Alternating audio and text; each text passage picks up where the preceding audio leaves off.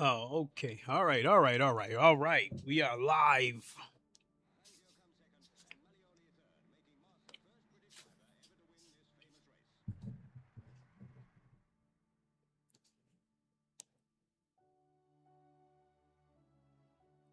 Okay, sorry about that, folks. I just finished eating some honey roasted peanuts before I went live. What is good, everybody? It is the Godfather of VR, the ageless one of the man licking clay. We are back for some more Project Motor Racing, but we are going to talk about something that caught my attention, as you all probably know by now. Well, I'll start with why I was late. I was actually on Forza Motorsports for a second, checking out their version of Sebring again. Because when I did my AC Evo stream a couple of days ago, I talked about how I thought AC Evo's version of Sebring looked the most alive. And I still stand on that belief. And then the rank, the rank that I gave them was that AC Evo's version of Sebring looked the most alive. Forza's was second, and then Project Motor Racing and Automobilista 2, I had them tied for third, and then I had Le Mans Ultimate last. Honestly speaking, Le Mans Ultimate's version of Sebring looks somewhat bland. It looks like straight up racetrack, whereas AC Evo's version of Sebring, as I said on my previous stream, it looks like there's a festival and a race just happens to be part of it. One thing that I did notice when I was checking out the Forza version, so I'm going around in circles because one of the things that I wanted to take a look at was how many flags was in the Forza version of Sebring, because that helps make it look alive. And there was flags, but not as much as AC Evo. But the big thing I saw that really stood out was AC Evo's version of Sebring had a Ferris wheel and the others did not.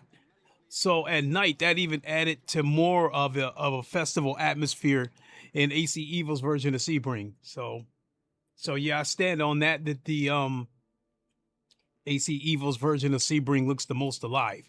And I've actually been putting in a few races on AC Evo, and it was okay. So, I mean, once they get this thing stabilized, I'll be doing a few races here and there. But I will say right now, as far as online stability, believe it or not, Project Motor Racing's online stability is much, much better than AC Evo. I did a couple of races yesterday on AC Evo, and I saw a lot of rubber banding. There was disconnects, and every time the server disconnects, the cars were floating off to Never Never Land. I mean, every car on the track took off and flew away. There was teleporting. When you got in close, the cars was moving in a fidgety manner where the game looked like it was struggling to find a frame rate and lock into it. So I would say that right now Project Motors Racing's online stability is much better than AC Evo's right now.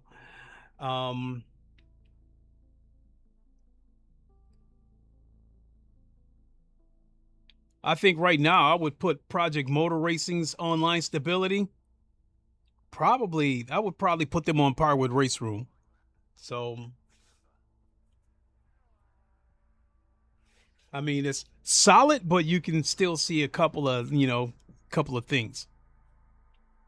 All right, now the title of this stream. So rather than start from the beginning and bring you guys all the way up to my conclusion or my tinfoil hat moment, I will start right here at the title of this stream and then take you back and walk you all the way through to what led me to my conclusion. So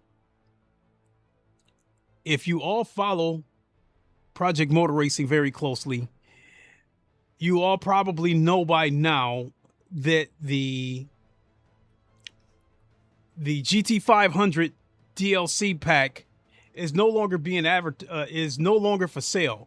Now, from what I'm understanding, if you already bought it, it's yours. But from what I'm understanding on PlayStation and PC, the advertisement for it is still there, but you can't buy it. And I guess on Xbox it's been removed altogether. So there's no even you can't even.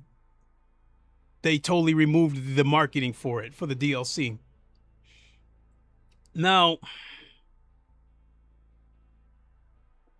there are some theories, there are some tinfoil hat moments, and and I guess that's where I go back to the beginning. About a week and a half ago, for those of you who follow my streams closely, about a week and a half ago, I was streaming Project Motor Racing, and as you guys know, with the online championships, the two classes where I have points in every single round would be GT3 and the GT500 EVO class. So that was going to be my focus, you know, to try to finish those championships and get as many points as I can. So I did some GT3 races, and then after I got done with the GT3 races, I started looking for the GT EVO races, and they weren't there. So I'm thinking maybe, you know, maybe there was, you know, some technical difficulties. Maybe there was some bugs they discovered and temporarily removed it. So a day or two later, I checked back and nope, it wasn't there. And so I'm thinking, well, it's possible that they might have removed that ranked race, maybe because it's paid DLC. Maybe they didn't have enough participants to justify putting it in the ranked racing lineup. So I thought maybe that was the reason why it got removed. And then a week later, when we're in round 4 now, that started a couple of days ago.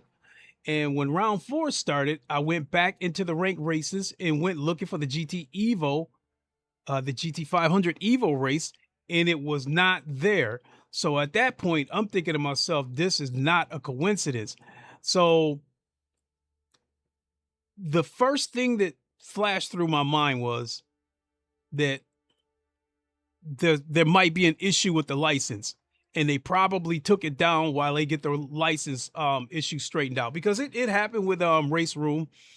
Their license for Spa expired, and if you bought the previous version of Spa, it was yours, but they didn't advertise the track for sale anymore. Then same thing with Laguna Seca. And then they got the licenses back for both of those tracks, and they advertised a new track. They showed new Spa DLC for the new Spa.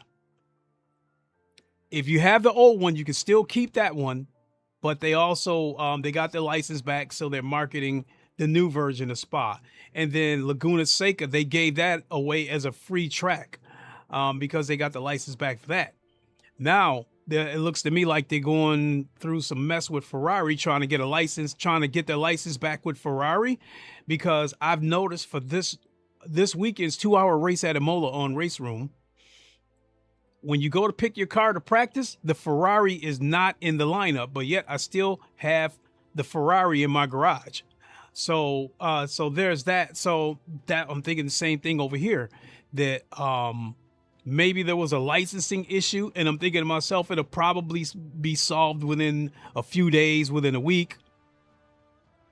And then one other slight thing went through my mind, and when this other slight thing went through my mind, it was kind of like a in one ear and out the other moment.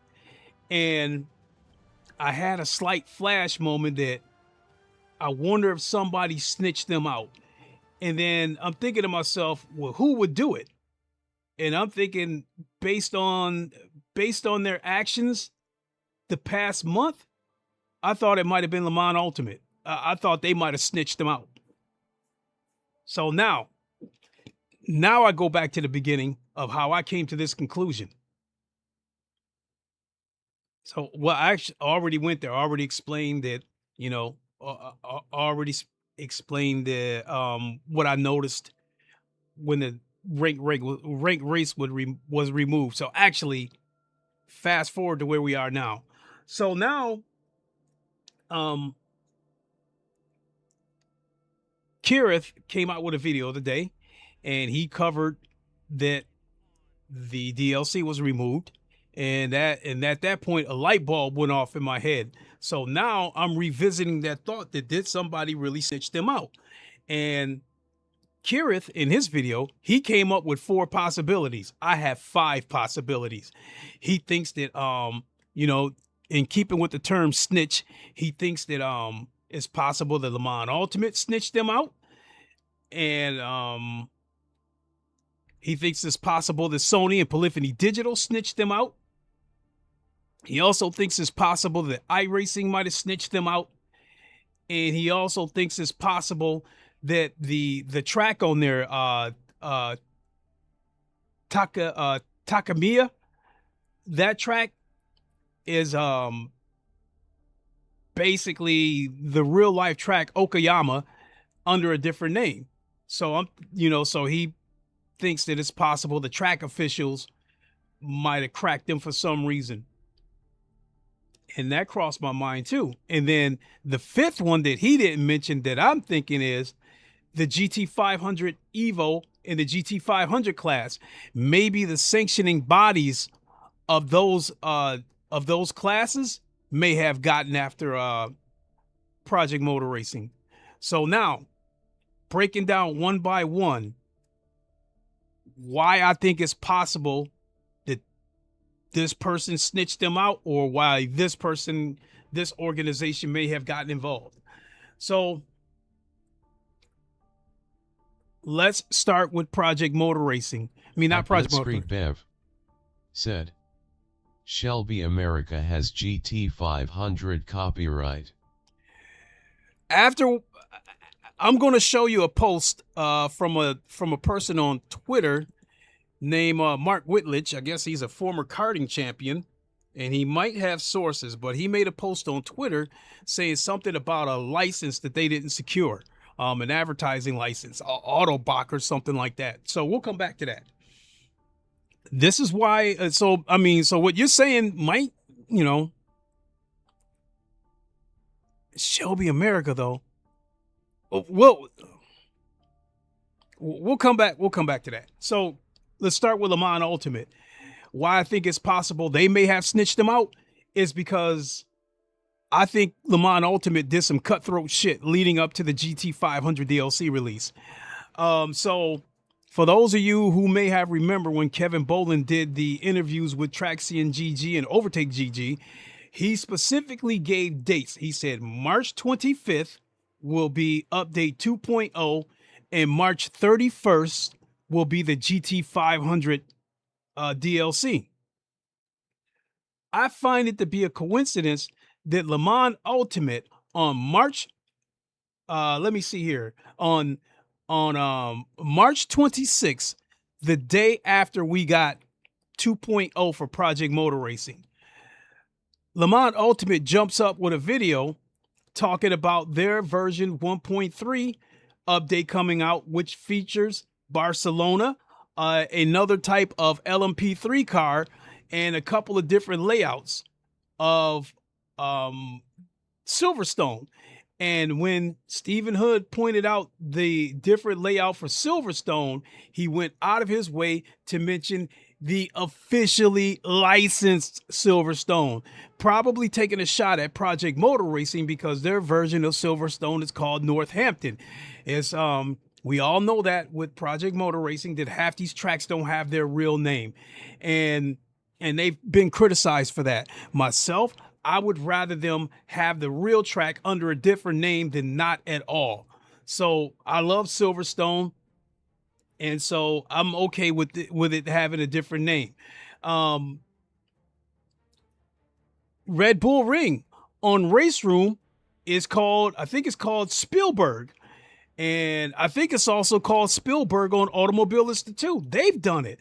Some of their tracks have a different name. I think the Canadian Grand Prix or something like that is under a different name on Automobilista 2. So I really,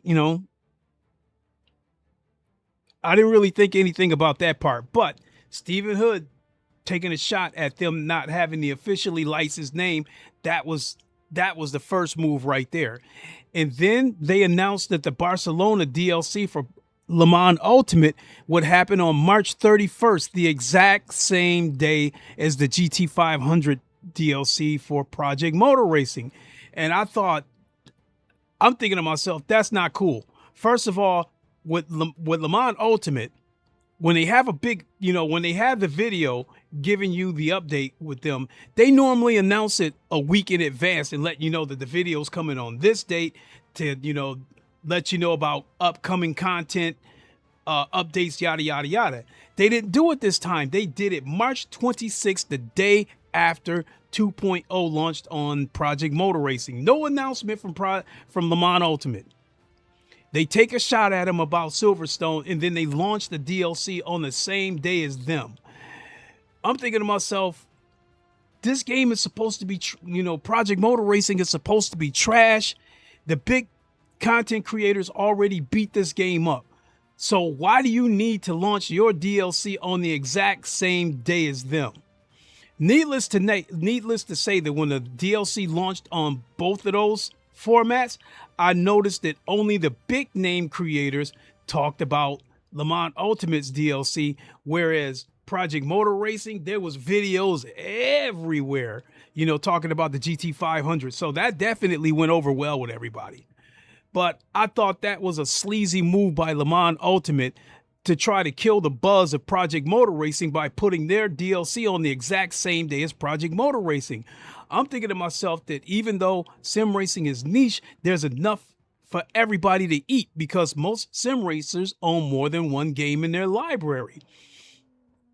I have just about every major sim racing title in my library except iRacing, but I did have it once upon a time because at the moment, Le Mans Ultimate and Project Motor Racing are my two favorite games, but I would lose my mind if I only played those games. I would get burned out. So I got to bounce around the other games to break up the monotony. That being said, I'm led to believe that a lot of other people own multiple sim racing games. I mean, shit, I even bounce over to I even bounce over to GT7 or Forza every now and then just to break up the monotony. So I would be led to believe that any of you here that sim race watching this stream, you probably have more than one racing game in your library. I mean, like I said, I would get burnt out if I played this game and only this game every single day, or Le Mans Ultimate. So that takes me back to my point that I think Le Mans Ultimate should have launched their DLC either before or after Project Motor Racing, and everybody can eat. They'll buy your DLC and they'll buy Project Motor Racing DLC, and then they can stream them on different days so they don't collide with each other. But I think Le Mans Ultimate tried some cutthroat shit trying to kill the buzz. I thought that was a sleazy move.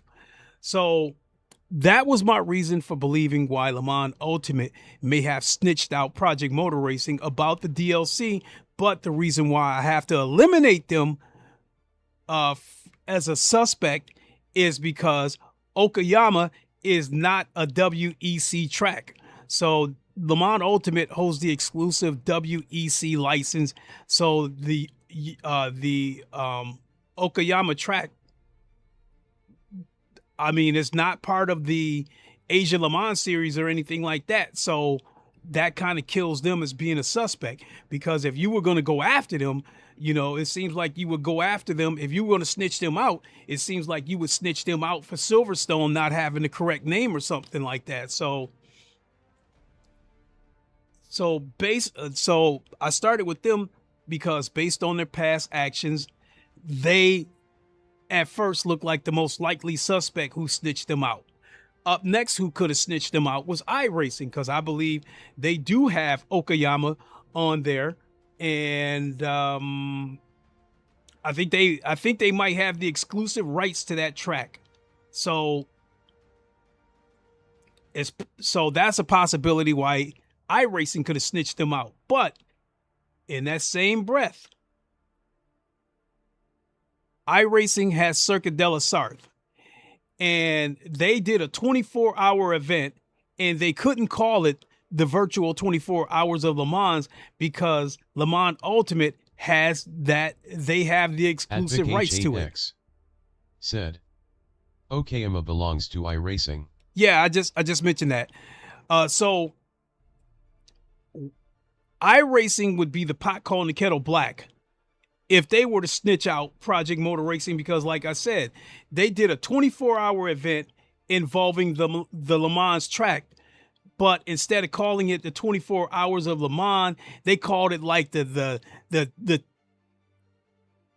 I think they called it like the 1244 minutes of Le Mans. They gave it a funny ass name so they could get away with calling it, so they could get away with having the 24 hours of Le Mans, but giving the race a different title. So if they were to go off and snitch out Project Motor Racing, they would be the pot calling the kettle black.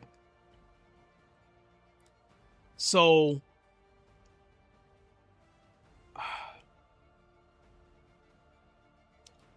I don't know. I think, iRacing is the king of sim racing on PC. So I'm going to give them the benefit of the doubt and say that they don't even see Project Motor Racing as a threat. So I don't feel like they would go out of their way to snitch them out. Next, Sony and Polyphony Digital. I thought it was possible they could have snitched them out. Why? Because the DLC, the GT500 DLC, is Japanese based. Okayama is a Japanese track, even though Project Motor Racing gave it a different name.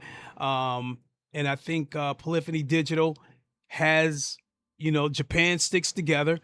And I think they may even have a relationship with the sanctioning bodies of the GT500s, GT500 classes or the sanctioning bodies. At Oil Slick 13 said, "You underestimate corporate pettiness." You might be right. So, and I think James League said, 100% it was a Japanese company. PMR got fully Nintendo'd. Yep. And I was about to say that too, because Nintendo do not fuck around with people getting their likenesses. You make a game that looks, smells anything like Pokemon or Mario, you getting sued.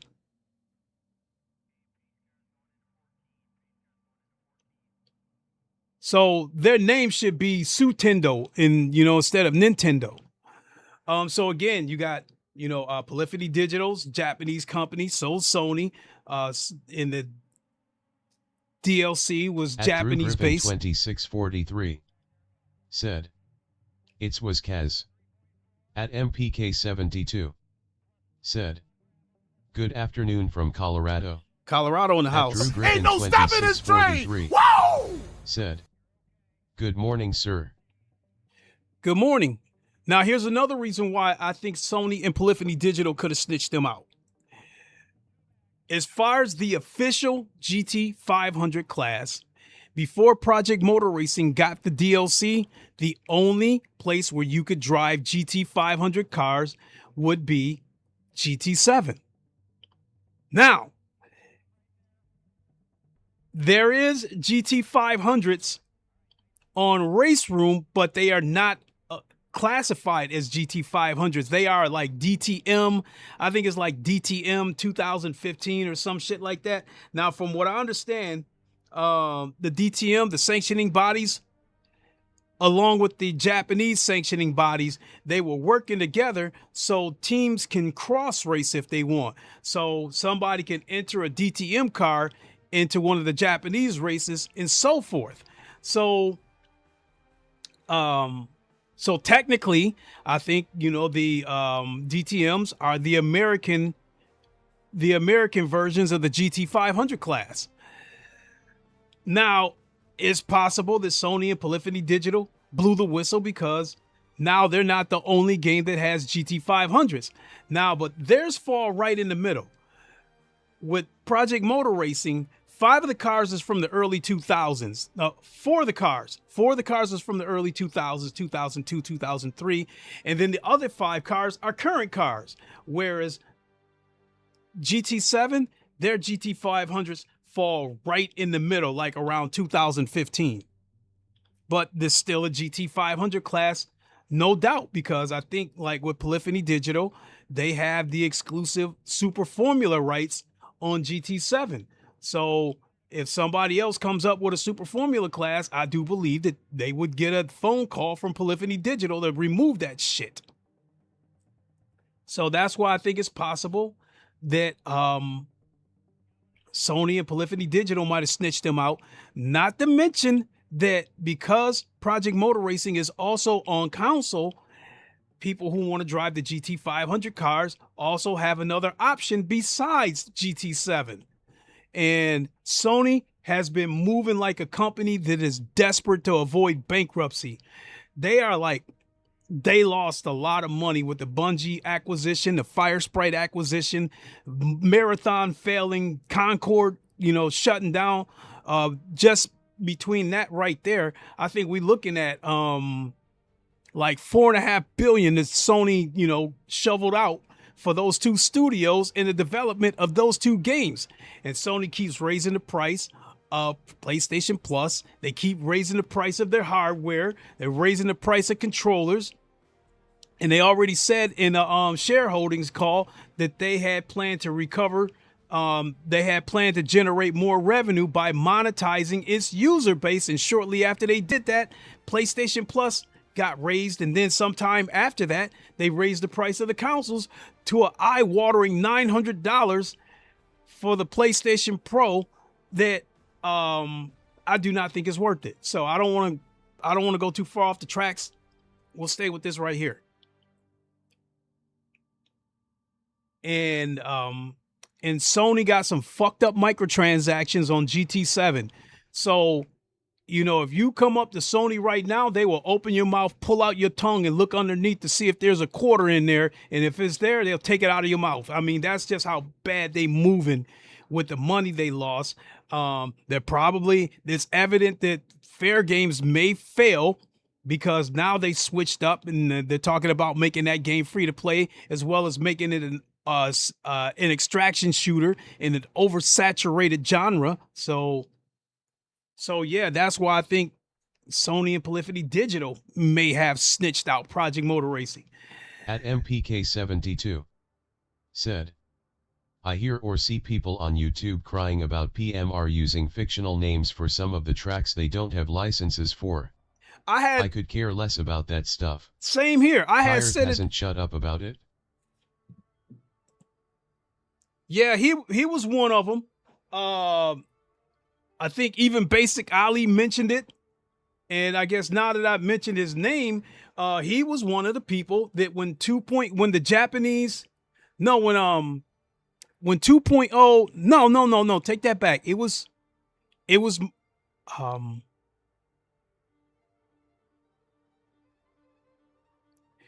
either the day that we got 2.0 or it was March 31st. 2643 said, agree with you 100 points. At MPK72 said, he posted another video today about it and the GT500 cars. Yeah, and I saw the video, and that's what got my wheels turning again, because I was saying at first, I had the first red flag that I saw was about a week and a half ago when the GT500 races got removed from the ranked races. I didn't think nothing of it at first. Then a couple of days later, I'm thinking, okay, maybe they lost a license or there was a licensing issue. They got to resolve it. It'll be back in a few days. And then for a split second, it crossed my mind that, Le Mans Ultimate might have sabotaged them. And then, and here we are where we at now. So Kirith, his videos kind of like set the light bulb off. And I'm like, you know what? One of these bastards might have actually ratted them out. Coming back to what I was about to say about Basic Ali, I think it was the day that the 2.0 came out for Project Motor Racing. He started out saying that it is better, but they got a lot of work to do. And then all of a sudden he flipped and went bipolar and was like, I don't like this, I don't like that. 72 said, PGA 2K25 doesn't have the Masters or Augusta National either. They call it Legacy Championship and have to play user-created courses if want to play Augusta in the game. So what? Who cares? I feel the same way. And that's something that I said earlier. I would rather them have one of my favorite tracks on the game under a different name rather than not have the track at all. So Circuit de la Sarthe is my favorite track in the entire world. This game does not have it. I am praying with every fiber of my body that we get it. I think we are supposed to get it on this game later this year. If it's not called Le Mans, I don't care. If it's called Circuit de la Sarthe, or Circuit de Paris, or Circuit de France, I don't care as long as we get the track. Like I said, I would rather have a track under a fictional name or an alternate name than not have the track at all. Silverstone is one of my favorite tracks, so I'm perfectly fine with them adding their version called Northampton. I'm perfectly fine with Red Bull Ring on this game being called Spielberg, because as I said before, I also think that Race Room and Automobilista 2 have Red Bull Ring, and this also called Spielberg on those games. So now coming back to the fourth theory, and that is that the sanctioning bodies of the GT500 classes, maybe they spotted something and called them up and was like, fix this shit, take care of it now. And then the fifth one, Kirith had mentioned that the Okayama track officials might have caught them somehow without a license, or might have caught them without a license for something and called them up and told them to fix this shit. Now, let's go over here to Twitter, and a YouTuber by the name of Mark Whitledge, who's a former karting champion. Let's switch over. Scene 2. Okay, so Mark Whitledge, he says, curious. Put on your tinfoil hats. I'm going to throw some theories on this. Ian Bell went ahead with this even though he didn't get the full license, and now he's been told to remove everything on all platforms. Or GTA, which I think he meant to say GT7 and Polyphony Digital, have launched a copyright claim because GT has the legal rights to Super GT for gaming, and perhaps that DLC is coming soon. And that was another thing that solidified that they might have gotten snitched out. And so Traxy and GG, they were the ones who broke the story that it got removed, but I had already not noticed that something was funny about a week and a half ago. 43 said, a rose by any other name will smell as beautiful. Exactly. Same the a track by any other name still drive as sweet. Agreed. Now, these comments right here. Now, I commented on here. I said 3 entities would have a motive for snitching Project Motor Racing out. And I've already said it. Le Mans Ultimate, iRacing, and Sony and Polyphony Digital. And then at MPK72 said, I have a PS5 and an RS50. Of the games I have, ACC, NASCAR 25, Rennsport, GT7 and PMR. PMR is by far the best of the choices I have on console. Not only do I think Project Motor Racing is the best option that you have on console, one thing that I have said a couple of times that people don't really pay attention to is that Project Motor Racing has the most current hypercars on console. Le Mans Ultimate, I think either Le Mans Ultimate or iRacing, they may have the most hypercars.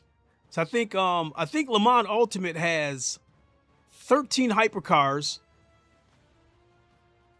12. I think they have 12 hypercars, and Project Motor Racing has 9. That's not bad. And they even have the Acura hypercar. And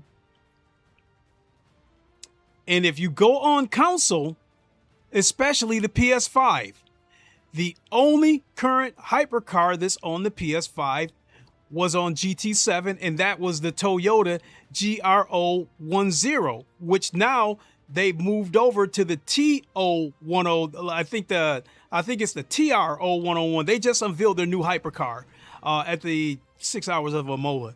But my point being is that on PlayStation,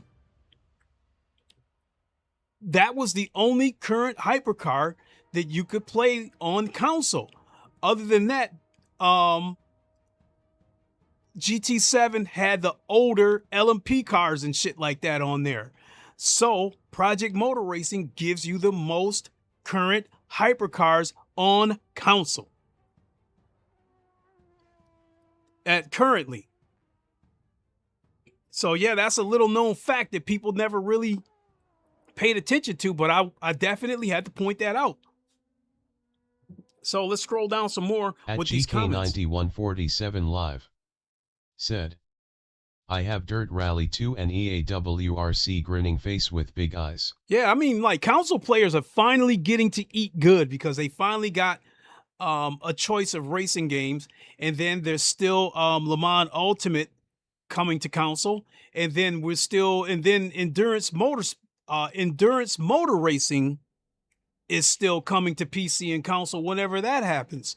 So console players have almost as much food to eat as the PC players when it comes to the racing games. The one games that they don't have would be iRacing, Automobilista 2, and Race Room. So yeah, console racers have a good choice of racing games now. They got Rennsport too. So now here's what caught my eye right here. This is a response on here from one of the Straight 4 devs. And he says, not much more I can give at this point, I'm afraid. It's not that we're holding back. It's just there's nothing final that we can announce at this time. Either way, as I said, it's just a temporary thing. So I hope that's the case. So that's one of the things that, I don't know if he's being honest or if that's damage control, but there was a lot of negative comments in here, firing at EM Bell and firing at Straight 4 and shit like that. I mean, like, the hate that they get is just unreal.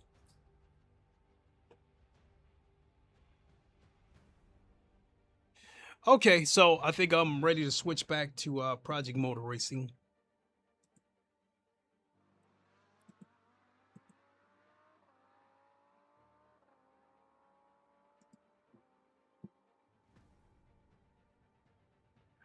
All right, get that out the way. So yeah, there you have it. I sincerely hope this is an issue that will be resolved within the next few days, because I really, really, really love the GT500 EVO. I love both of those classes, the 500 and the 500 EVO. And I definitely liked that they were included in the ranked races. So,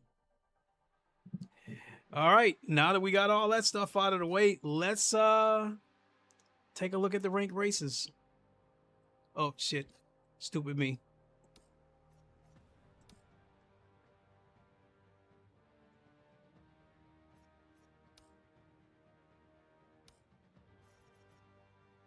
Holy schmoly.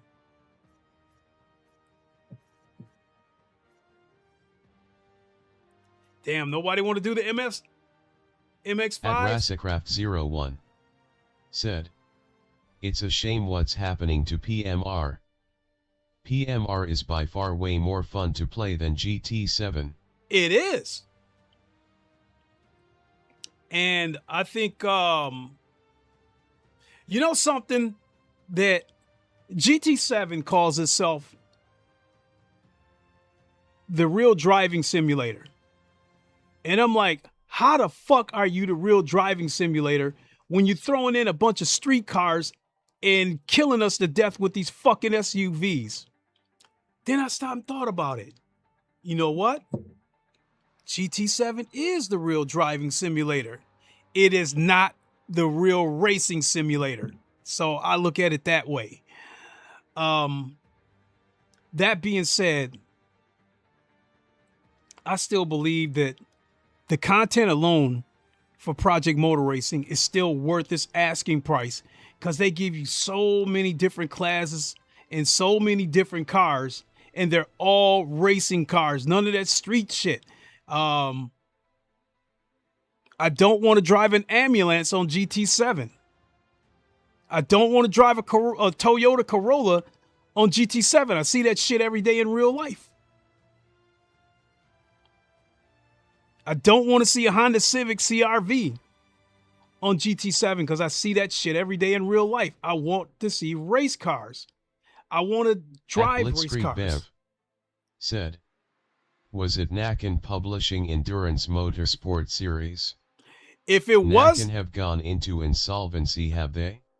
they have gone into solvency, but they were publishing for Rennsport. If they were also publishing for endurance motor racing, then shit, I would definitely wonder what the state of that game is at the moment.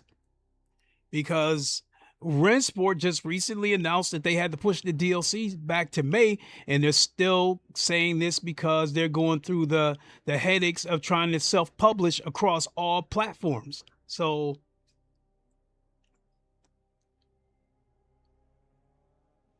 yeah, that'll be interesting.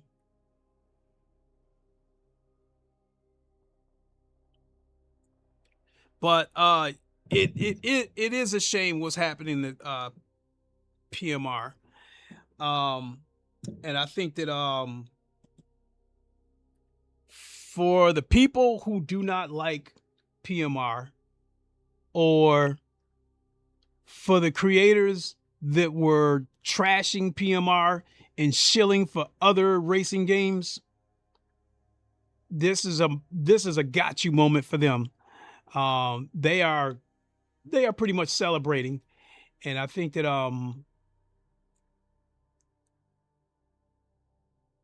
I think Project Motor Racing was slowly but surely trying to recover from that bad launch.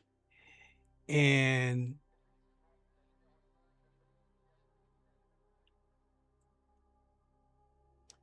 when, I guess I shouldn't find it surprising on Twitter that people was shitting on Project Motor Racing as to why the DLC may have been pulled. And yeah, a good number of them blamed Ian Bell. So yeah, that's well,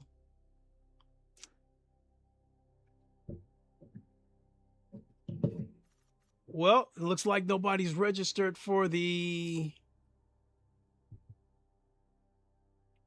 some rank races yet, so I guess let's go into a custom lobby and see what's there.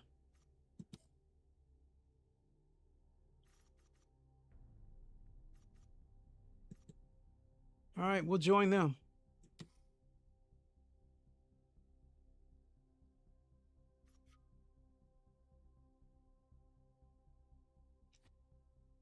Damn, I go in there and somebody leaves. You know something? If he's still in here, James Lee, if he's still in here, I've had a couple of discussions with him in the comments section in a couple of my streams, and a lot of it was about the driving standards on Project Motor Racing. Because last week when I streamed Project Motor Racing, I saw some pretty horrible driving standards. People doing absolute blatant shit.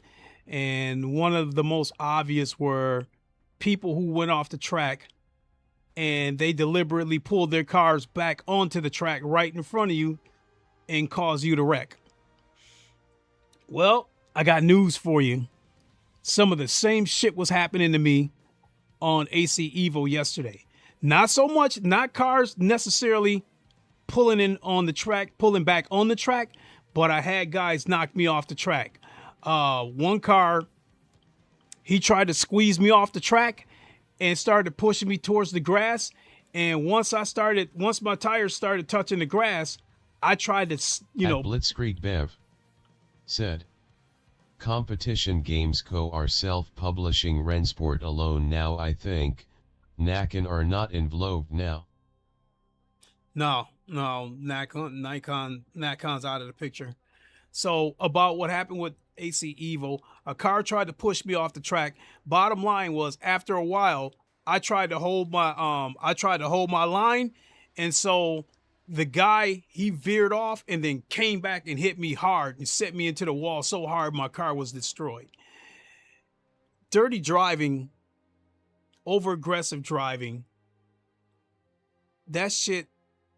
I think that this is an era thing. I think that this is a generational thing. This isn't an isolated thing where it happens on one particular one or two particular sim titles. It happens across all of them. It just so happens that GT7 is the worst. I think this is a generational thing. I think this generation of kids, on these sim racing games, I think they find it to be very fun to destroy somebody's race. So, because as sim racing as a whole, I've never seen the driving standards be this bad. Now, Forza Motorsport 7, that game in particular, that was the worst before GT7 came along. Now GT7 is the worst.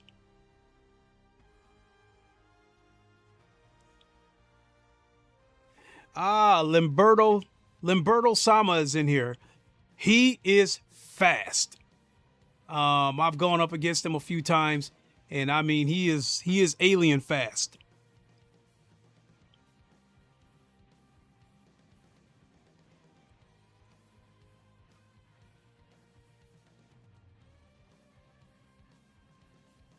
Iron Lenev.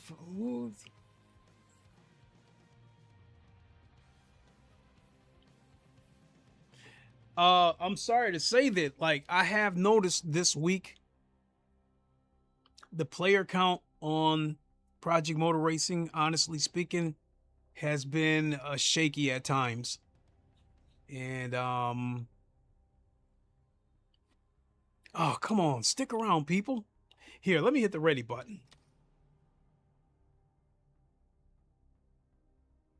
There we go. You know, 4 people is better than none.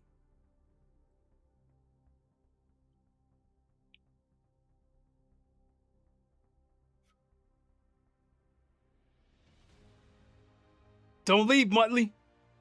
Don't leave.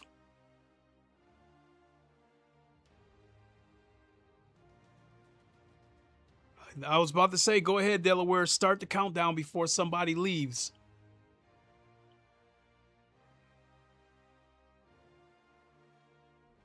I was hoping we were going to get an update today from Project Motor Racing because the dev that EJ interviewed had stated that the next update we get from them could be the performance improvement update, where they have shifted some of the workload on the CPU and transferred it over to the GPU.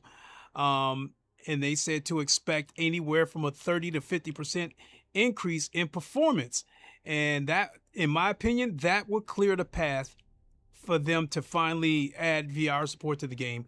He did state that they are testing At VR right now. 2643 said, "Done my morning sit UPS, I can jump on now." All righty, let's go then.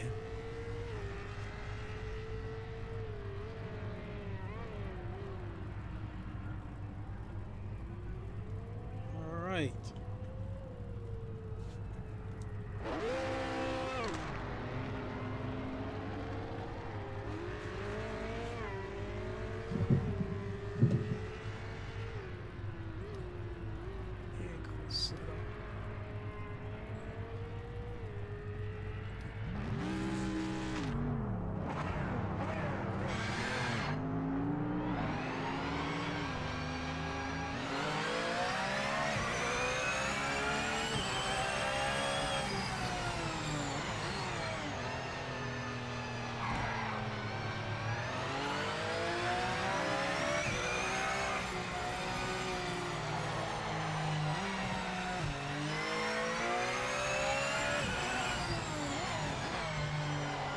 Oh, that's why I need my VR.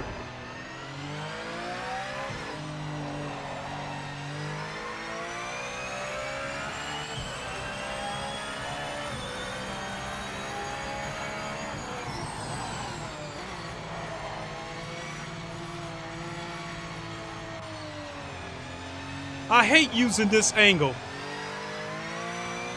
but you can see the whole track with this angle, but I hate using it. I think it kills the immersion.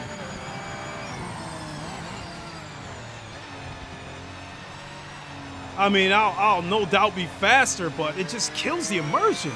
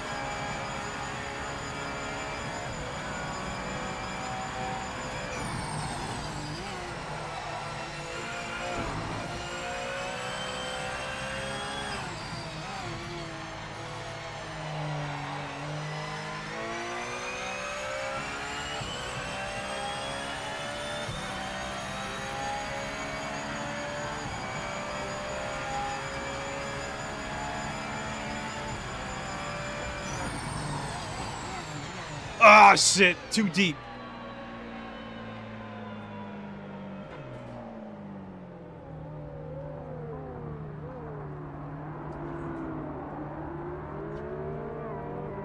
Guess I'll watch everybody else for a minute.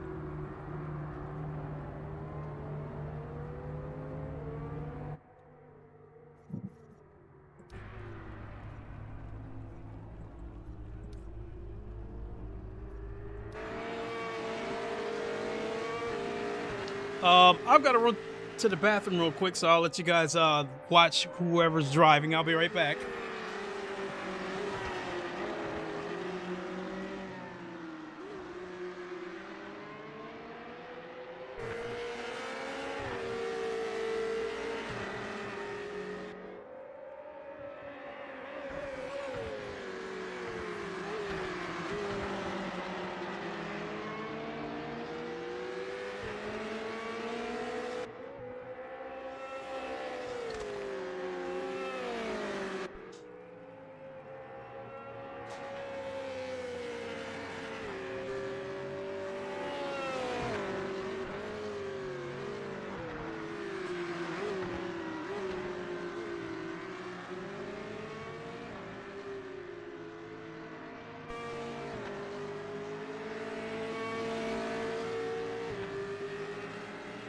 All right.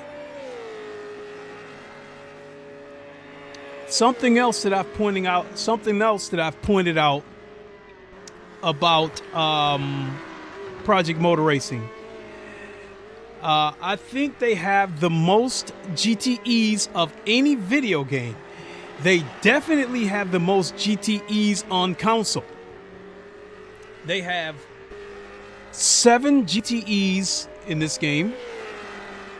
And I think the only one who comes close might be Forza. I think Forza. I think they've got 5. Automobilista 2 has 4. Le Mans Ultimate has 4. Race Room has 2. And GT7. Any car that could be considered a GTE has been thrown into the Group 3 class. So I think the Porsche 911 RSR and the Ford GT are 2 GTE classes that have been thrown into the Group 3 class on GT7. So there, I say again, that Project Motor Racing has the most GTEs, I believe, of any racing game. And they most certainly have the most GTEs on console.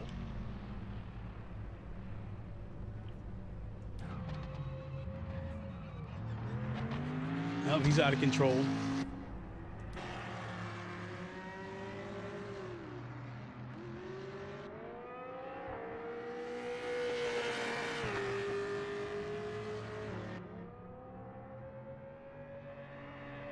So everybody's so busy trashing Project Motor Racing and hating Ian Bell's guts that they don't they really haven't paid attention to like the amount of content you get in this game.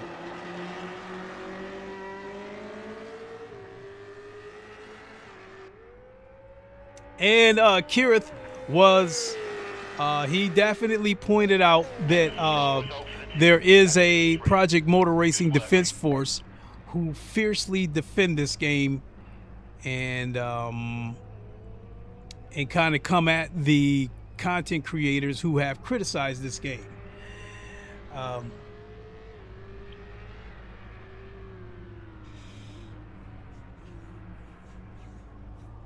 Ooh, excuse me. Do I consider myself a part of the Project Motor Racing Defense Force? I don't know. But I'm still keeping my eye open for the people who criticize this game but keep returning as soon as something, you know, they get a DLC. Oh shit, it's just us two. I guess I better go before he decides to leave.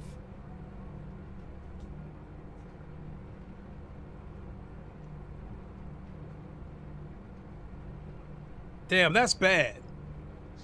Keep focused. Let's get a good start. Take some of those cars off the line. Take some of those cars? You mean one of those cars?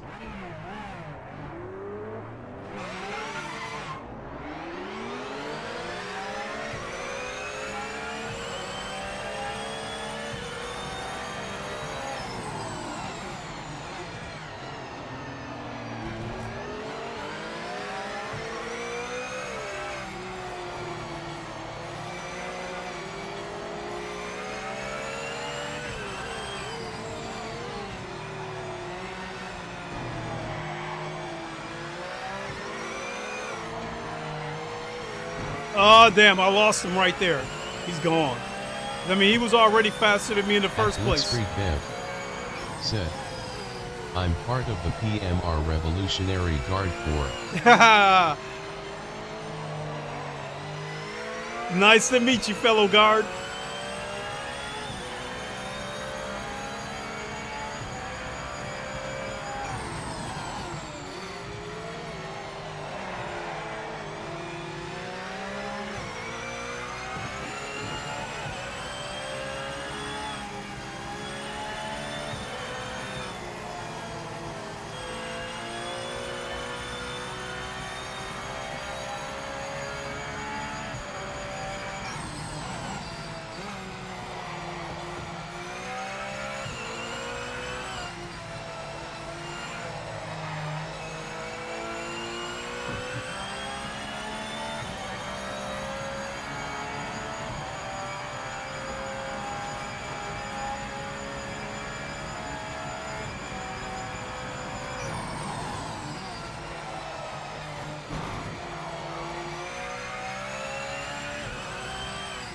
My gap's getting bigger. I think Delaware Dave rolled over. 2643 said, where do I sign up?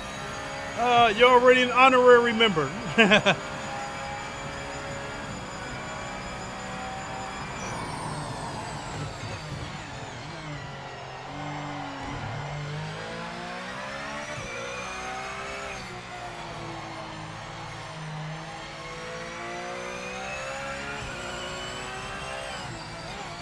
At Blitzkrieg Bev said, in Kyert's comment section LOL.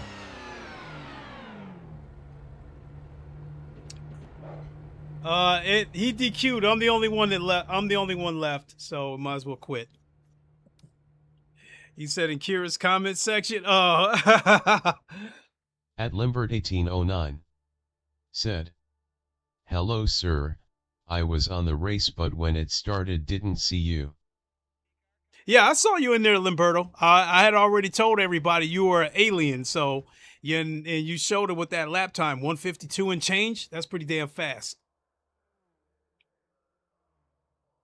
I think with Nürburgring on any racing game in the GT3s, I think my fastest lap happened on ACC. I think I did like a 155.3. So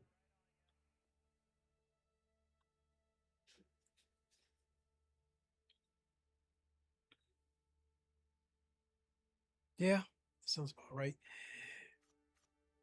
I might come back and take a look at this Sebring here because I just love Sebring. I love me some Sebring.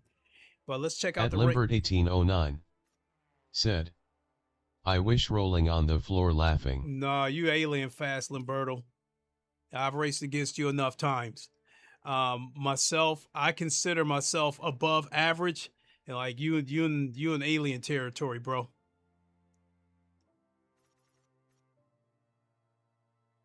GT3. That's another 20 minutes away. All right.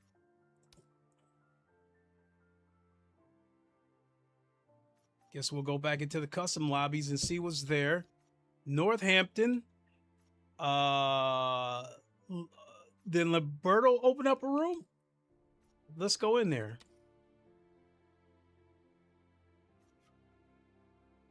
Yeah.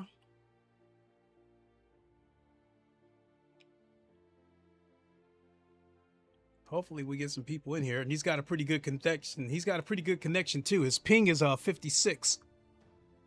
At Limbert 1809 said, if you say so. Only been using wheel since last November. At Blitzkrieg Bev said, hello from New Zealand by the way. New Zealand in the house. Where's everyone else Ain't from? no stopping this train! Whoa! Naturally, I'm in the United States. I live in Michigan.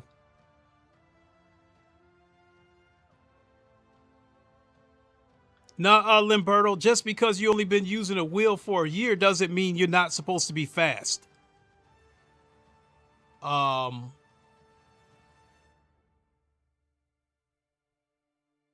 If anything, I would say my skill level is something that took way too long to happen. Okay, giving myself a letter grade on GT7. At one point I was an A- driver, but the dirty drivers had knocked me all the way down to C class because the dirty driving is just unbelievable. But in any case, in a clean race where there's no dirty shit going on, I consider myself an A- driver. But it took me forever to get there, and I lost it within a matter of days because of the dirty driving. Same shit's kind of going on with Le Mans Ultimate. I'm definitely a silver driver. I would consider myself a silver 2 driver on Le Mans Ultimate. I'm definitely not a gold driver, and I'm not a silver 3. I consider myself a silver 2, but I never made it there because of the over-aggressive idiots on there. And I've been knocked back down to bronze so many times on Le Mans Ultimate. I'm currently in bronze right now, clawing and scratching. At Limbert 1809 said, I was A+S with the controller. At Drew Griffin 2643 said, I consider you a very fast driver. No, Limberto's the guy who's fast. Like I said, I consider myself on this game right here, I consider myself a B+ driver. But once it gets VR, because that's the way I drive, I race in VR. And I always show my VR headset right here, my MetaQuest Pro. Once Project Motor Racing gets VR, I promise you I will be faster. I think I'll consider myself an A- driver when it gets VR. So, because with VR, you can see a corner coming in real time. Whereas when you're racing flat screen, everything's in the distance and then boom, it's right in your face. And then when you approach a corner, you can only, like when I'm using the cockpit view, you can only see straight out the windshield. You can't look to the left or the right and see all the, the corners and shit like that. So, and I hate using the bonnet cam because I think it's a cheat code, and I think it breaks the immersion.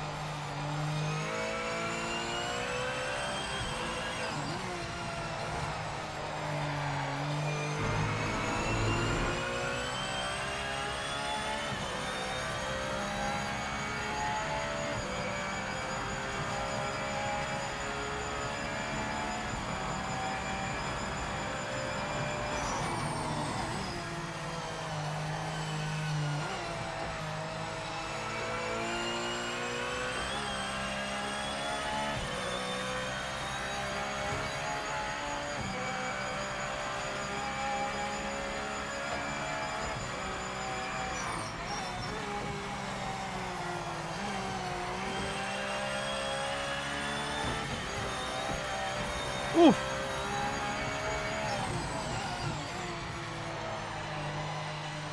At Blitzkrieg Bev said, I swear I see OGR tool shed in everyone's streams.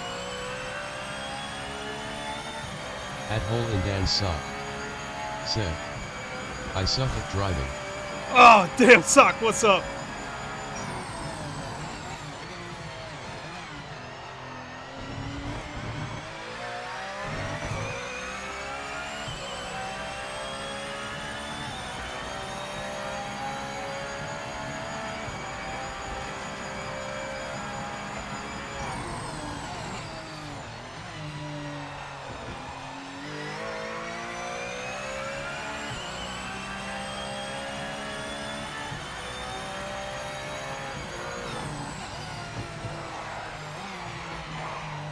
Ah, started getting greedy.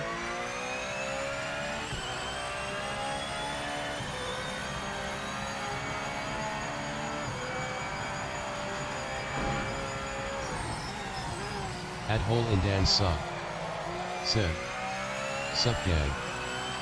Doing all right, how about you?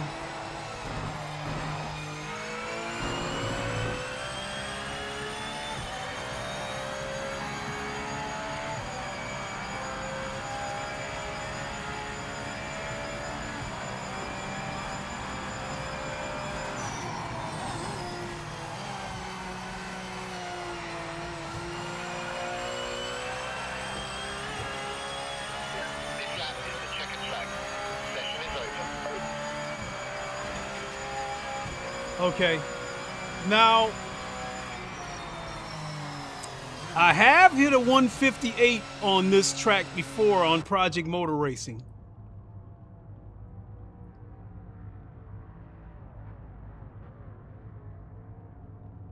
So I might be able to stay with Limberto for 1 or 2 laps, and then after that it's over. At Hole in Dan Sock said, I usually hover around a 7 out of 10 or 7.5 tops.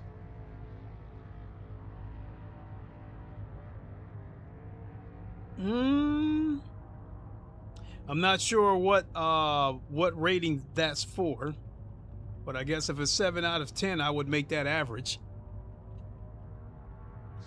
Unfortunately, there's no time on the board. We'll start from the back. You will need to get your elbows out.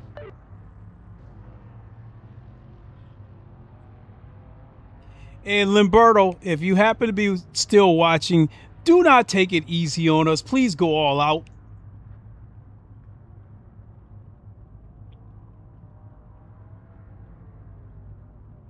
And one thing I absolutely cannot stand is that training wheel shit, where you let somebody go ahead of you. At Hole in Dan Sock said, 1 to 10 on happiness ID say.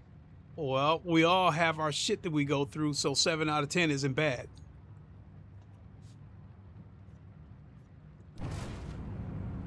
At Hole in Dan Sock said, please go all out folded hands. Let's go. Those lights. Let's go. At Limbert 1809 said, you got it. Damn, he already disappeared.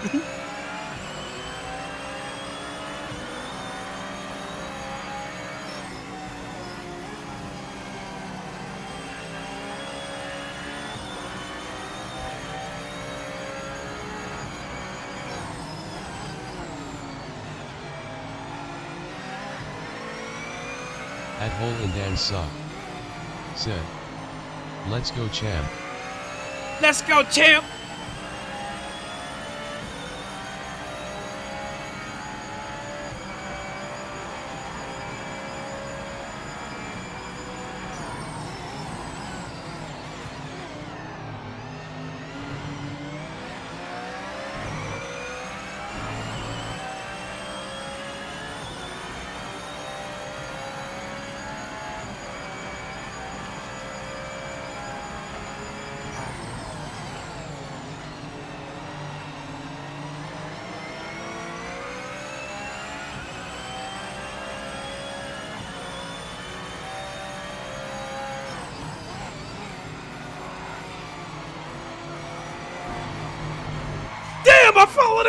the edge!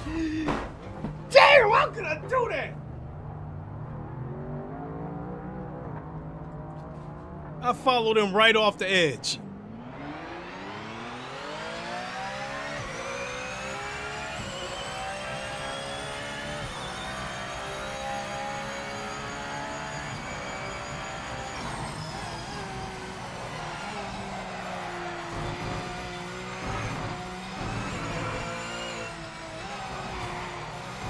At hole in Dan's sock.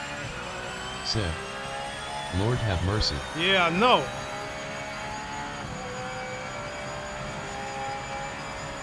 At hole in Dan's sock.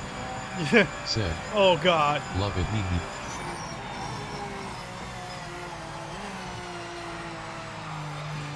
Oh, damn. Add insult to injury. This is just awful.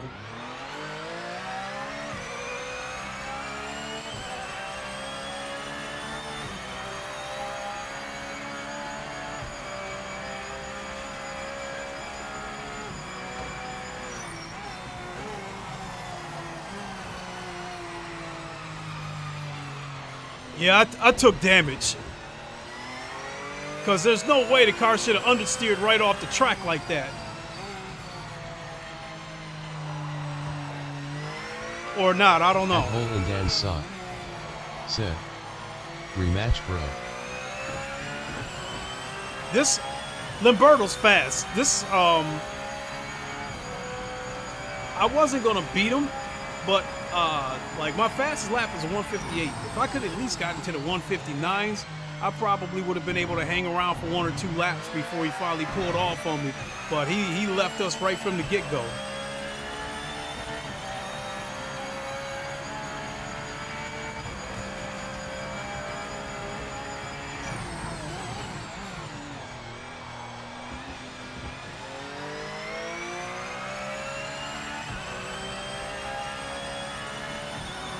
At hole in Dan's sock.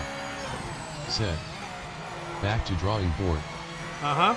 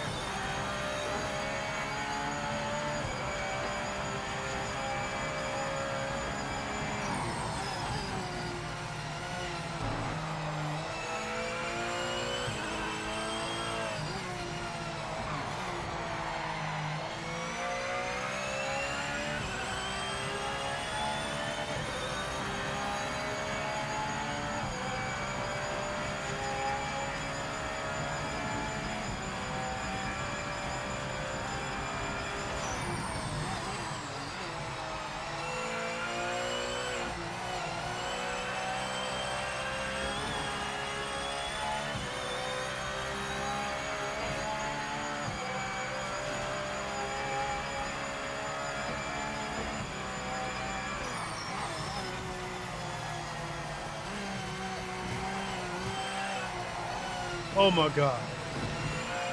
This is absolutely horrible.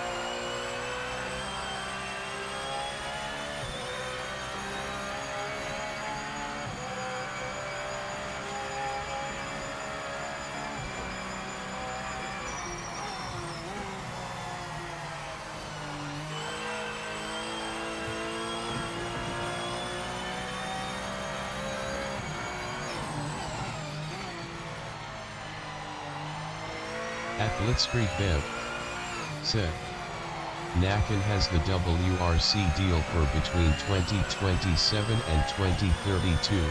I wonder what's going to happen for rally fans. Ah, interesting.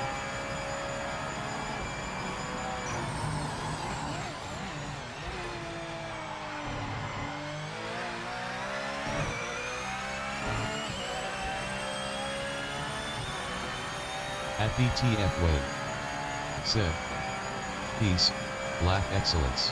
Hey, what's up? How you doing? Oh shit. Race director has judged that you've got a lasting advantage. Give the time back. Slow down now. Slow down now.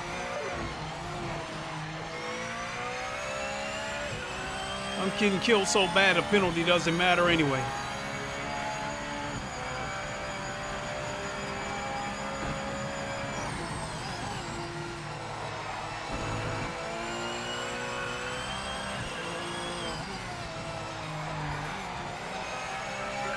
Mate, you've been given a penalty for track limits.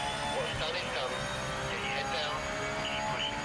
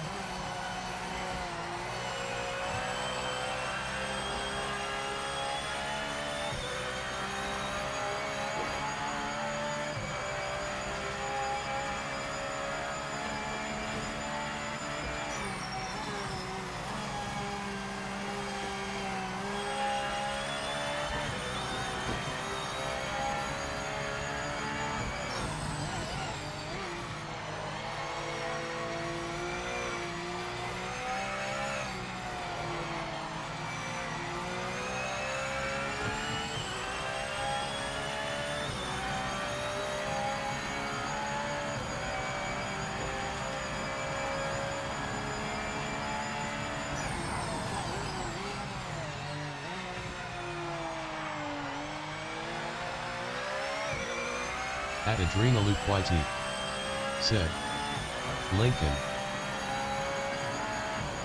Luke, how's it going?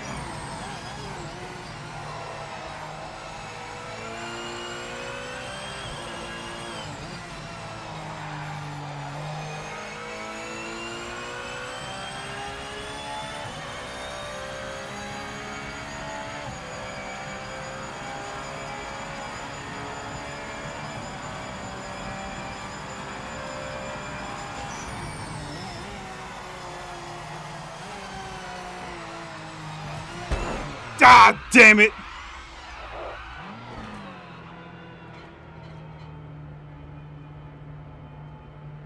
That right there just killed my best lap, because I think I could have got it 2 minutes flat that lap.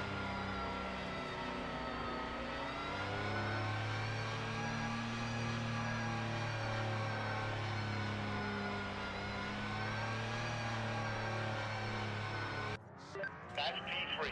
You're on I had a solid lap. I think I had a solid lap going until that happened. second, but you'll Shit. get there. Shit.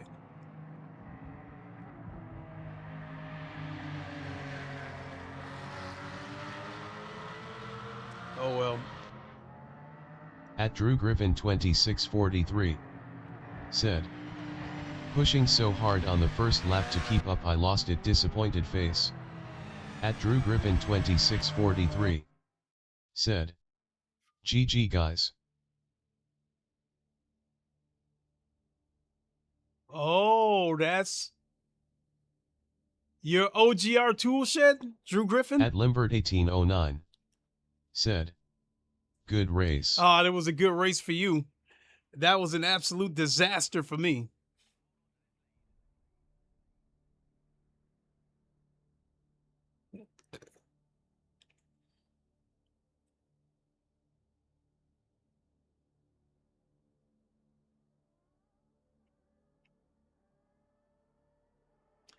Drew Griffin, if that's you, that's the OGR tool shed. You have a fairly high ping, but At Drew Griffin 2643 said, yes sir. okay, you've got a fairly high ping, but but I wouldn't have been able to tell because now your car was porpoising a little bit, but other than that, it looked pretty solid. I didn't see any rubber banding or teleporting or no, look good. Spa, all right, let's go, Spa, let's go. And he's using the Audi.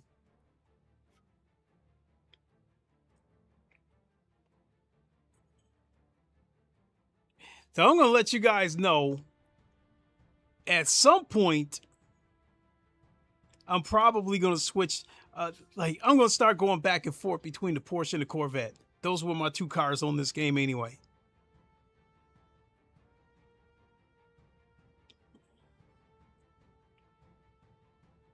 I guess one of the reasons. Drew Griffin 2643 said, thank you. I tried really hard not to use the ghosting. I didn't know that you could activate the ghosting by choice.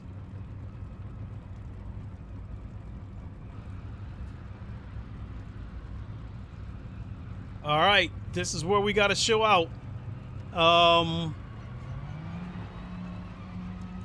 For me, anything less than a 219 would be unacceptable. Although I think I hit, I think I might have hit 217s before on here on this game. At Limbert 1809 said, the Porsche it's so up after the last update. Yeah, but I was using it before the update, and that's what makes it hard for me to give it up. But I can see where people would say, well, you only did that because you used the Porsche.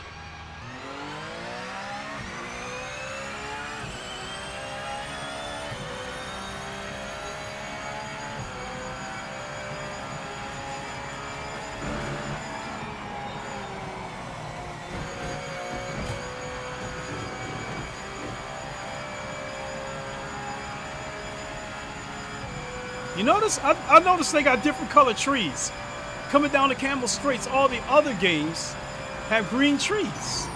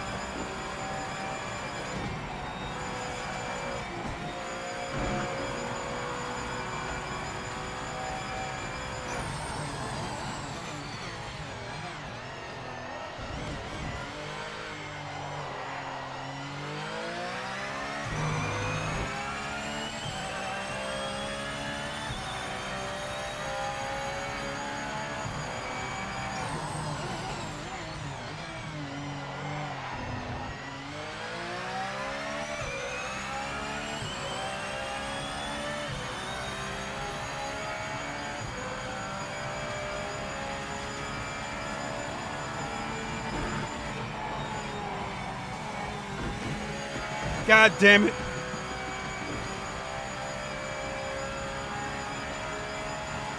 car is slippery on Eau Rouge.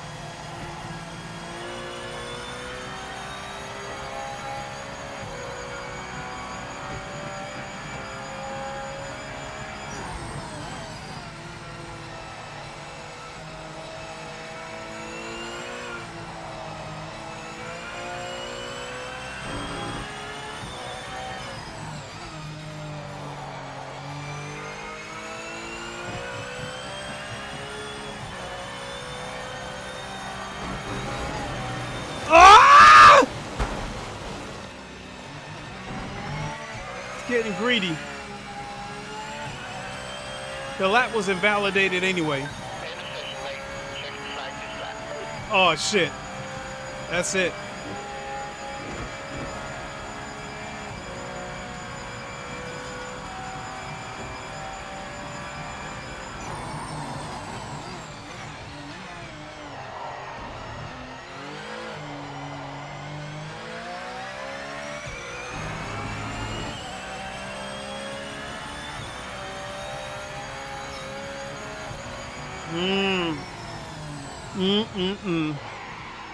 I have no official lap.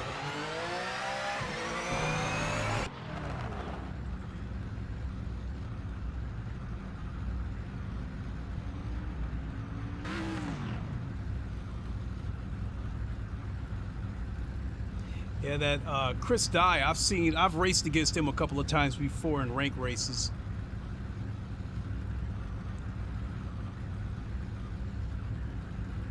Ooh, excuse me.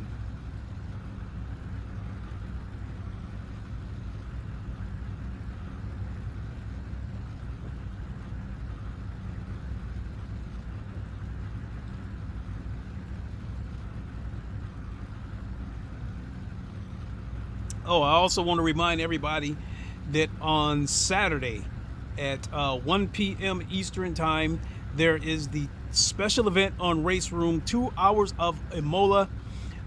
Provided I don't have to work, I plan on taking place in that race, and I'm probably going to use the Porsche. I originally planned to use the Ferrari so that I could wear my Ferrari shirt. Hold on.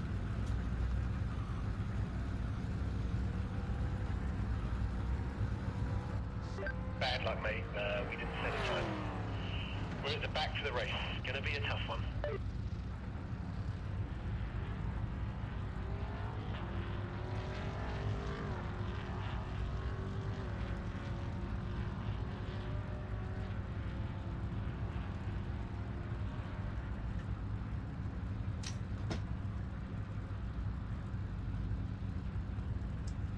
Yeah, I was planning on wearing my Ferrari shirt for that race, but because of the licensing issue on Race Room with the Ferrari, it looks like that car will not be available to use in the race. I can still use it for single player, but it doesn't look like I can use it for rank races.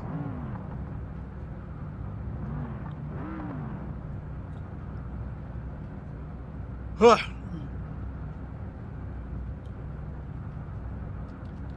All right, let's go.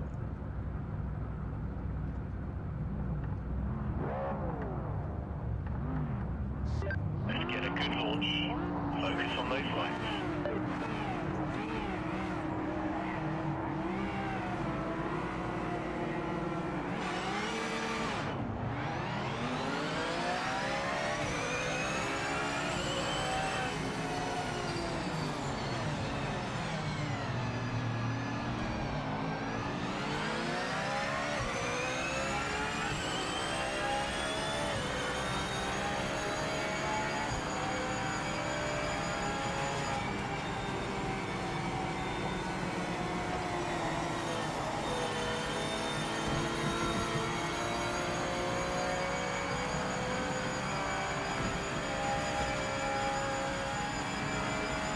Yeah, I'm seeing Drew dripping right in front of me.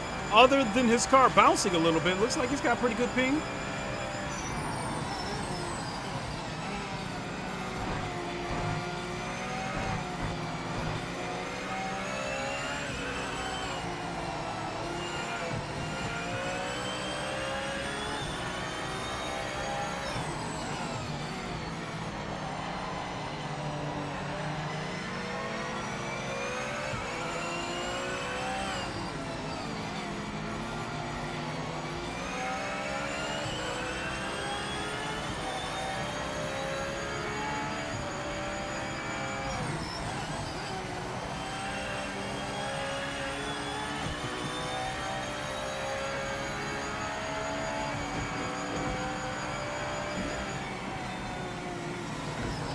Oh shit!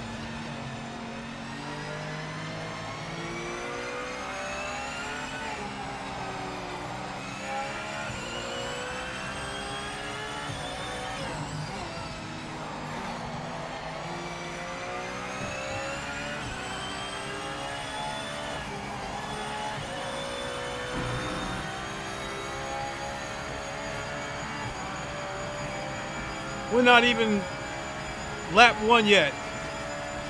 And Limberto already built up a 10-second lead.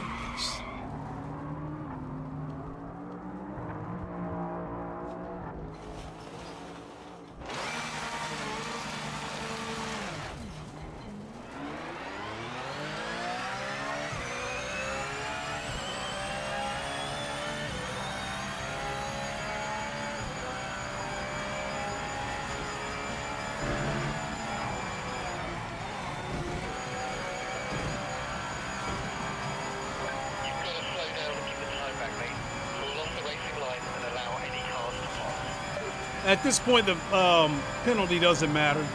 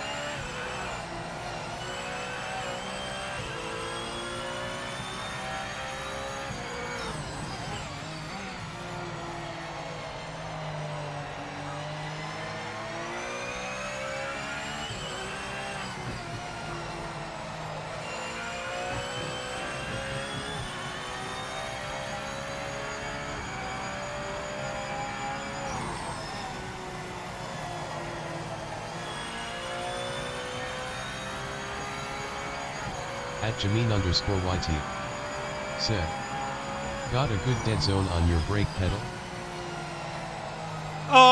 On the brake pedal, yes, but not on the throttle.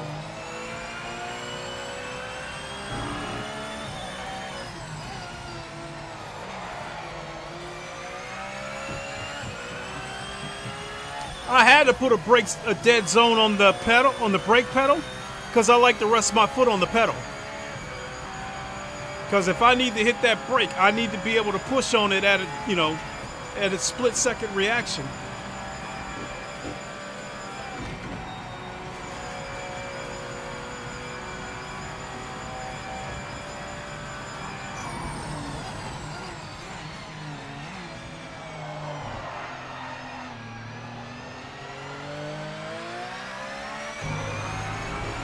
@Jameen_YT said, I noticed that. Oh yeah, yep.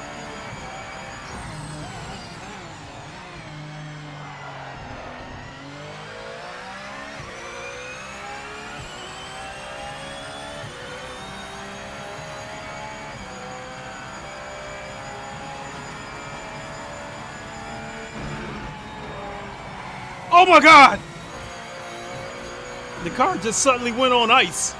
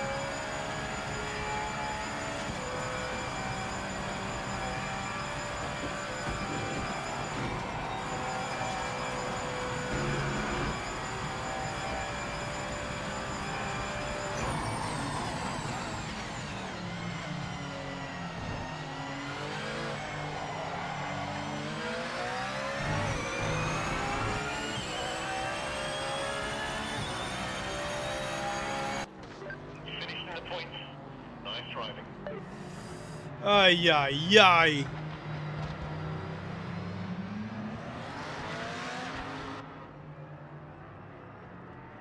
Yeah, unfortunately, KG didn't want to move. He didn't want to let me through. I tried to force my way around. Well, I tried to go around him, and I touched the grass and paid for it.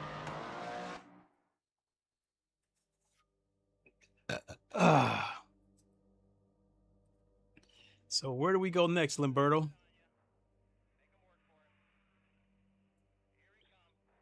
@Vandrake1 said, you can't take them turns that fast in no other sim lol. I beg to differ. I think in GT7 with soft tires, you could take those corners that fast.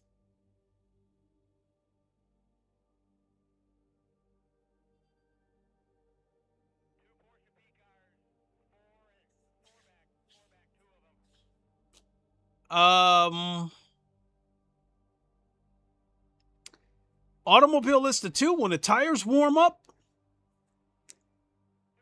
you can still turn in similar lap times, but in a different manner. With with Mount Panorama, hell yeah. With Automobilista 2, once the tires warm up, all you have to do is lift and the car will rotate. So if you already go into the corner carrying good momentum, it'll carry right past the apex and you get a good exit. Said, yeah, GT7 the same type of game, so I can see that. So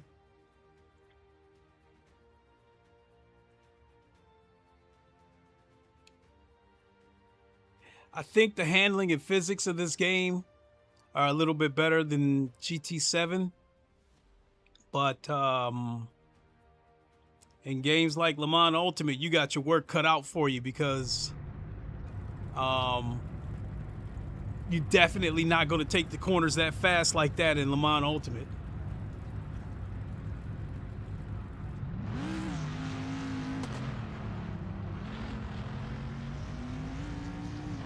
All right, let's go.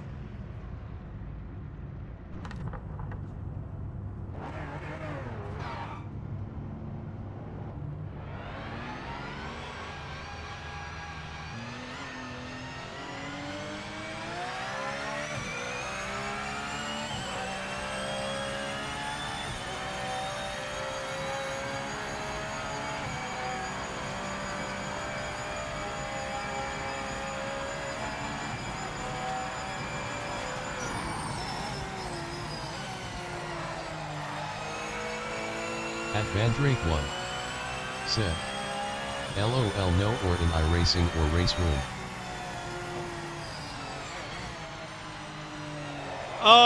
iRacing, not iRacing, but Race Room is a little bit different, because when you lift on Race Room, it's almost like you're engine braking the car. YT said, LMU is way too overhyped. Okay, okay.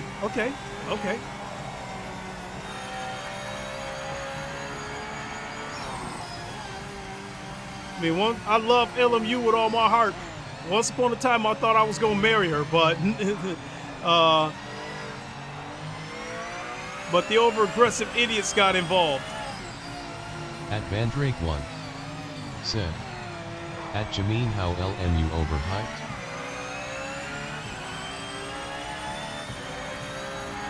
Oh shit! I was reading the comments.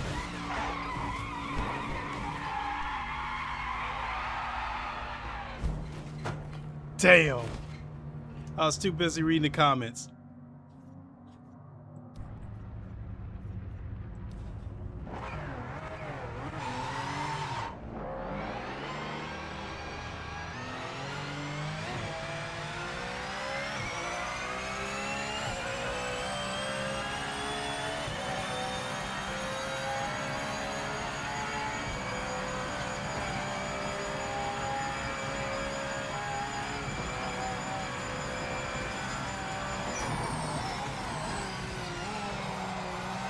At Drew Griffin 2643 said, agree with you, Jameen.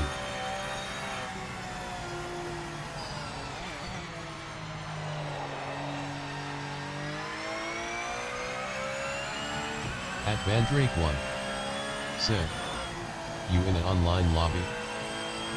Custom lobby.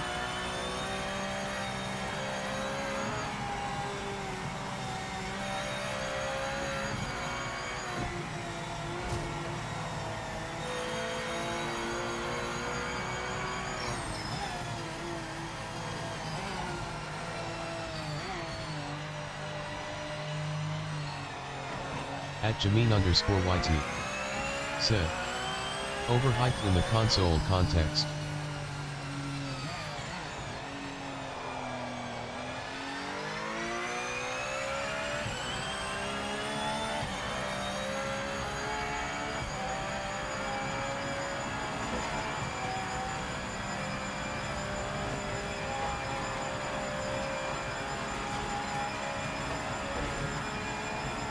At Vandrake 1 said, but it's not on console, LOL. At Jameen_YT said, if it was released say today, there would be hell to pay.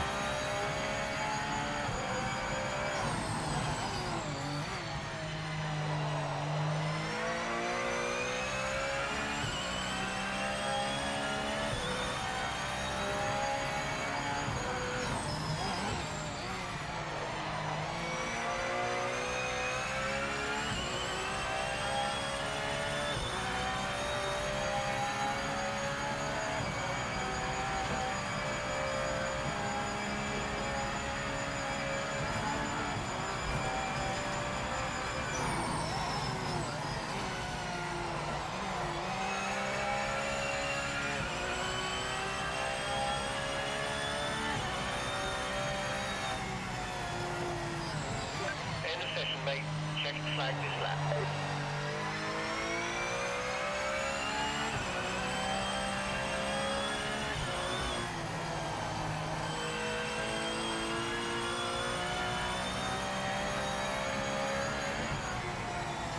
At Drew Griffin 2643 said, don't get me wrong, if I had the means to play it I would.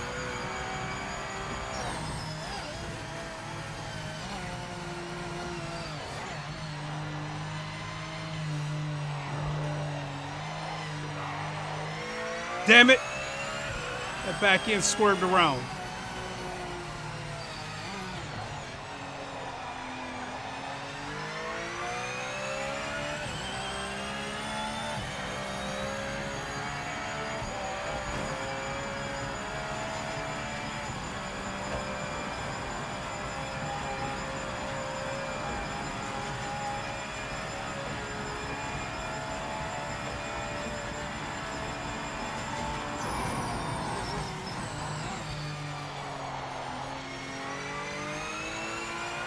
At Vandrake 1 said, I don't know, I think it would just be a great sim to play. I don't know why you would play Hell instead.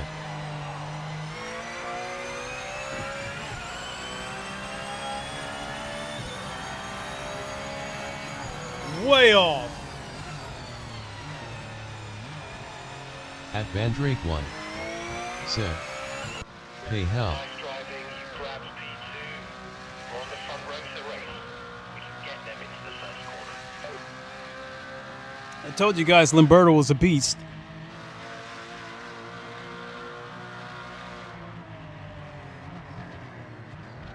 Realistically, once this game gets VR support, I do believe I can get into the 204s, maybe even 203s.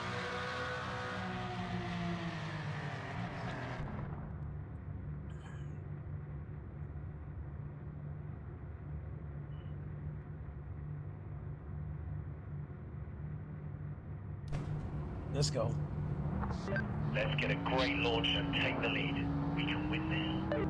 I didn't know that people were timing that countdown.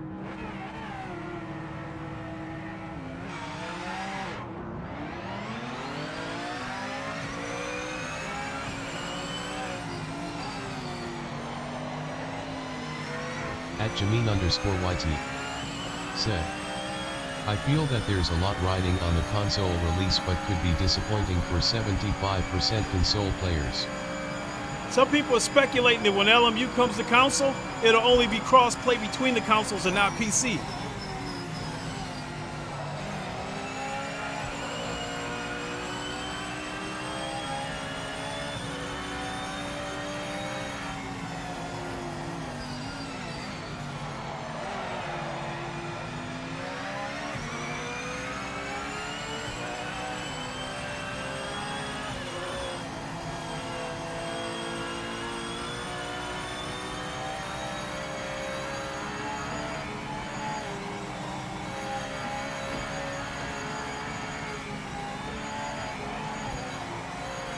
Oh, fuck!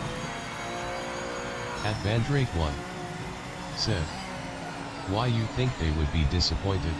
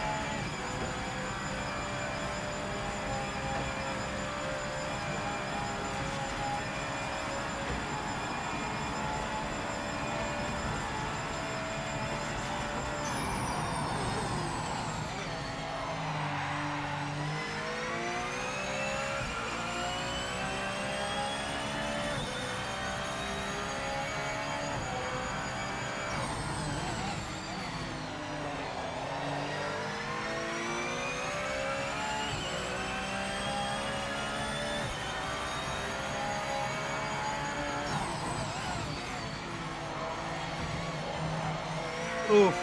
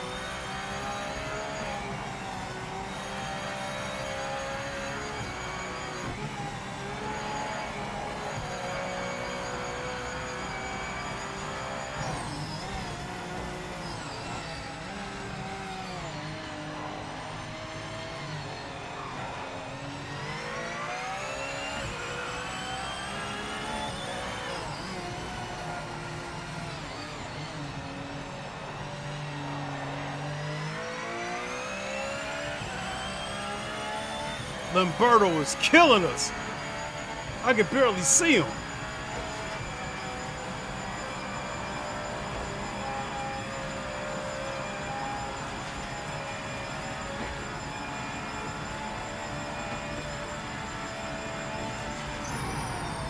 At Vandrake1 said, "It's not boring racing with only 4 other people?"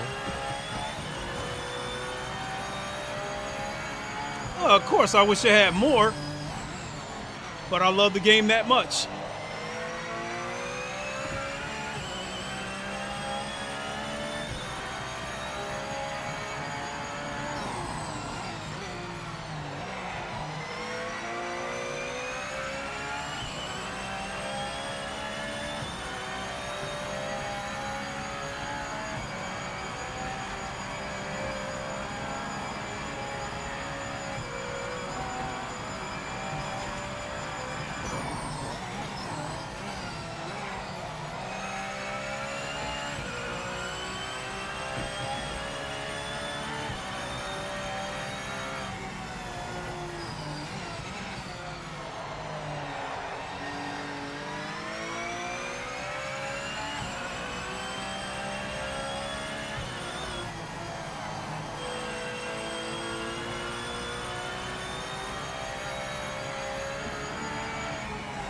Oh shit.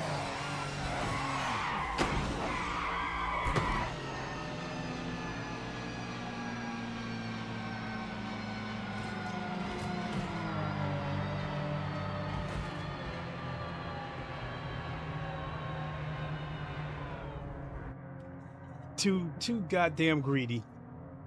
At Jamin_YT said, "Limited series, paywall. Don't get me wrong, it's a good title, I just think other titles do GT3 and Hypers better." At Vandrake1 said, "I have it but I can't play it, I need to have bigger lobbies so I just stick with LMU and iRacing."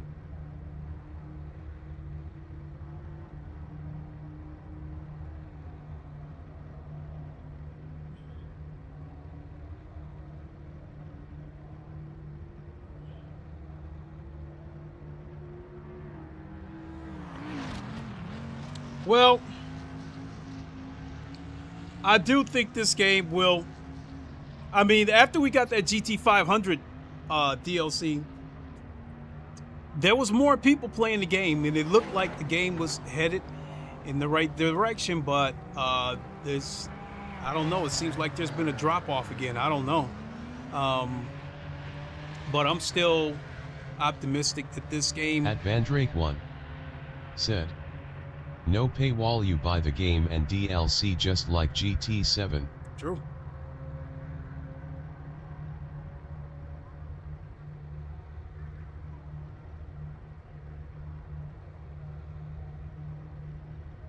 Oh shit. Here's a picture of me changing the oil on my crotch rocket from about 25, see, 97, 17. Yeah, about 25 years ago.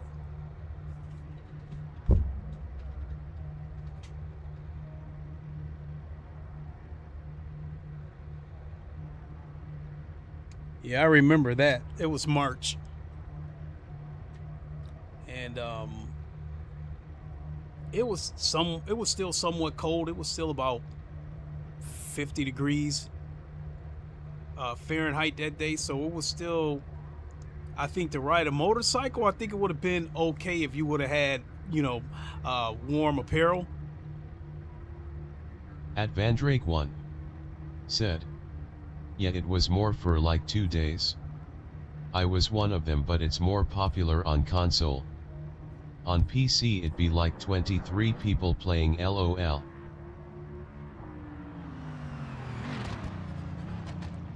Yeah, I meant to get back to that to say that I think this game will find its mark because it is improved. And I mean, just watching this replay right here, you can see how smooth it's running.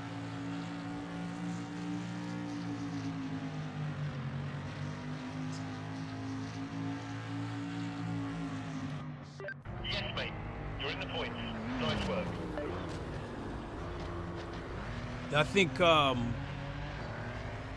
I think the majority of the online stability issues have been resolved, because that doesn't really even seem to come up that much anymore. I don't see cars rubber banding like I did in the beginning. I don't really see cars. I think if people disconnect right in the middle of a race, the car will be stuck on the track, but it turns into a ghost.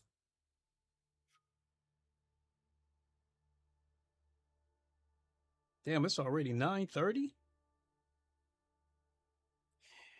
All right, Lamberto, if you're watching, let's do one more. And then I think I got to hang it up. At Drew Griffin 2643 said, it's not the amount of people, it's the people playing it that will make a difference. That's right there. TMRDF smiling face with heart eyes. You nailed at it. Jameen_YT said, in Australia LMU base game $61, full game $194. Oh yeah, I could definitely go with Kyalami. You nailed it, Drew Griffin. It's not about the quantity, it's the quality. And I've said this on more than one occasion. Every time I go into a rank race, if there's only 10 or 15 people in that rank race, I'm fine with that. You know, I don't need to see... At Vandrake1 said, it's more so the physics that throws the PC players off, including me. It's too arcade-like.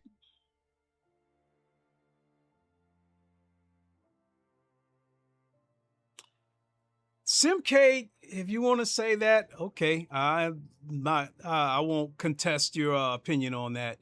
However, I do think that I think GT7 is a little more arcadey than this.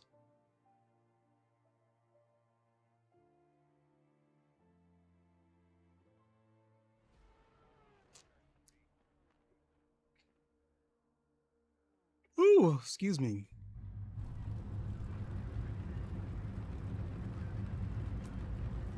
So I think I'm gonna have to crank this up a little bit. At Limbert 1809 said, at Vandrake1 you're a toxic person. I play almost every sim on PC and PMR feels the best by far. You don't know what you're talking about.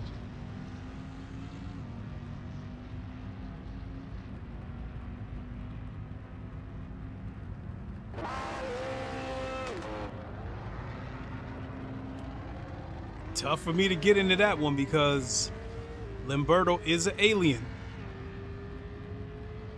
He's fast. And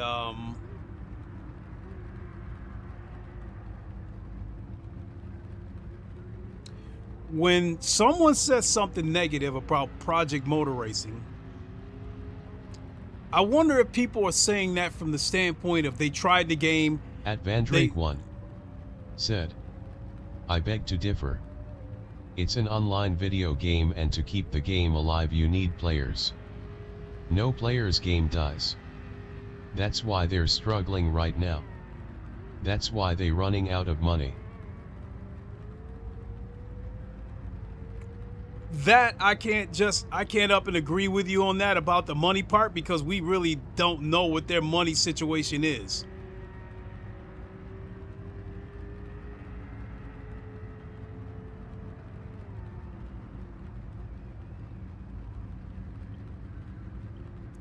LMU, they were transparent enough to say that they had to trim the fat off the meat. At Jamin_YT said, PMR is finger red number 1.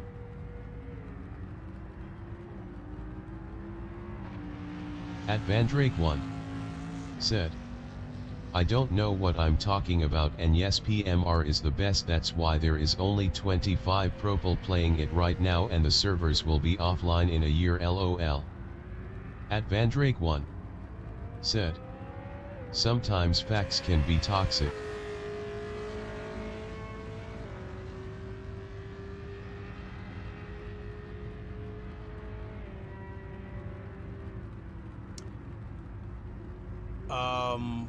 We'll have to wait and see.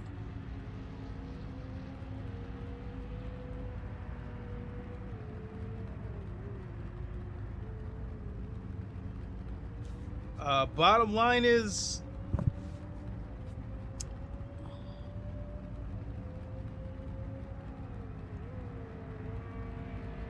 the devs won't say it, but honestly speaking, in my opinion, I think they still have an uphill battle because of Ian Bell overhyping the game.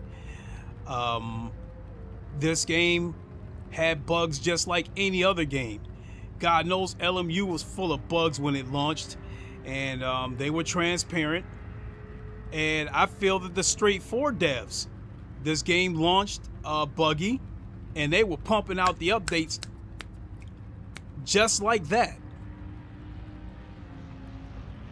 And they were taking feedback, because when people said they wanted a radar, they gave it to us within a week. So at Jamin_YT said, bring on EVO crossplay. Hope for the best. Now, I was trying to be polite about the EVO situation, but their online is kind of messy. I saw a lot of rubber banding. I got disconnected from a server and all the cars floated away to Never Never Land. I saw teleporting when I got close to cars. Vandrake1 said, I have high hopes for EVO. At Drew Griffin 2643 said, Navardriki people taking joy out of it is toxic. I happy you enjoyed your game, bro. Go play it at FO.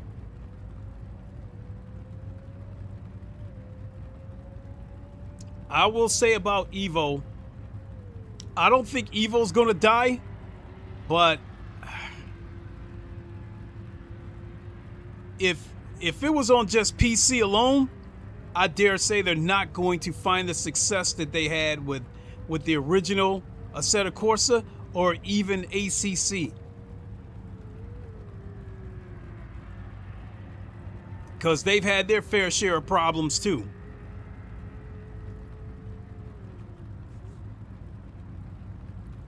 So, in my opinion, Project Motor Racing is going through the lumps like they're taking their lumps just like everybody else does when a game first launches. And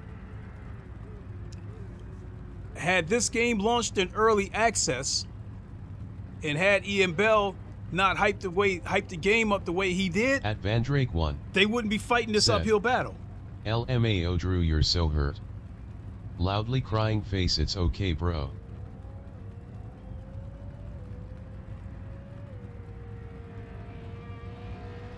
But at Vandrake1 said, yeah, EVO just need to get the online together.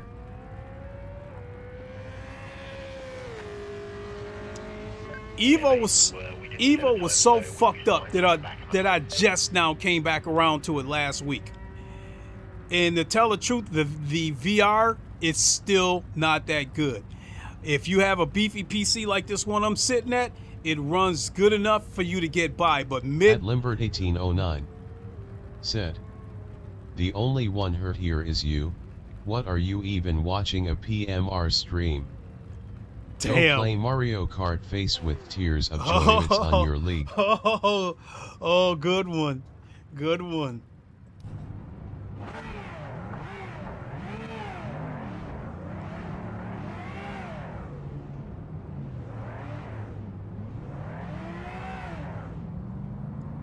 But as I was about to finish saying about EVO, the VR, if you have a mid-range or a potato, it's terrible. At It's Vandrake1 unplayable.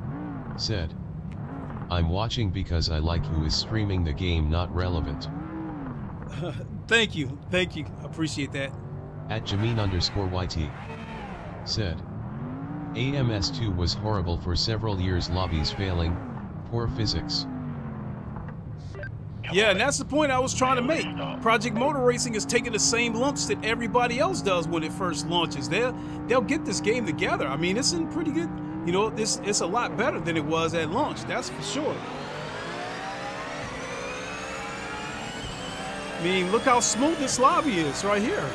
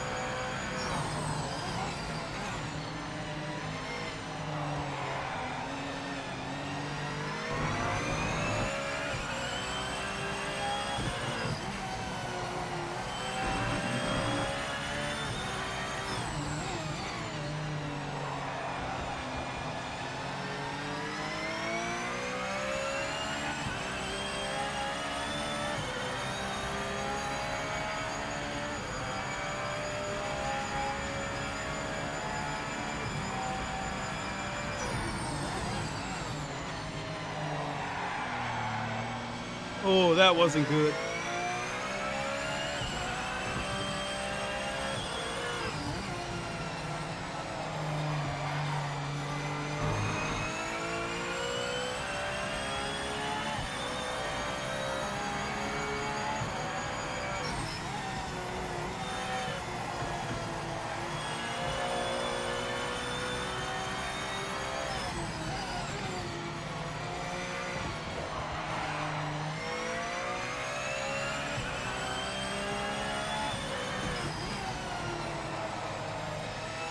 Oh my God, I'm like missing the racing line.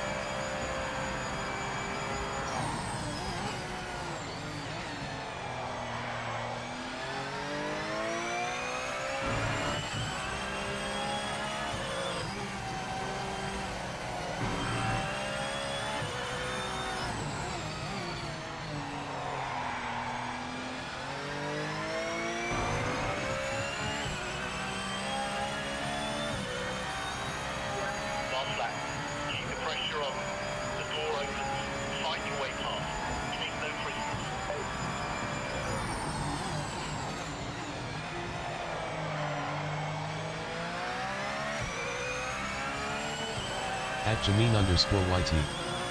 Said. Interesting autumn tree colors. Yeah, I noticed that. All the other games, the trees seem to just be solid green, but I noticed that the trees got different colors in this game, which is cool.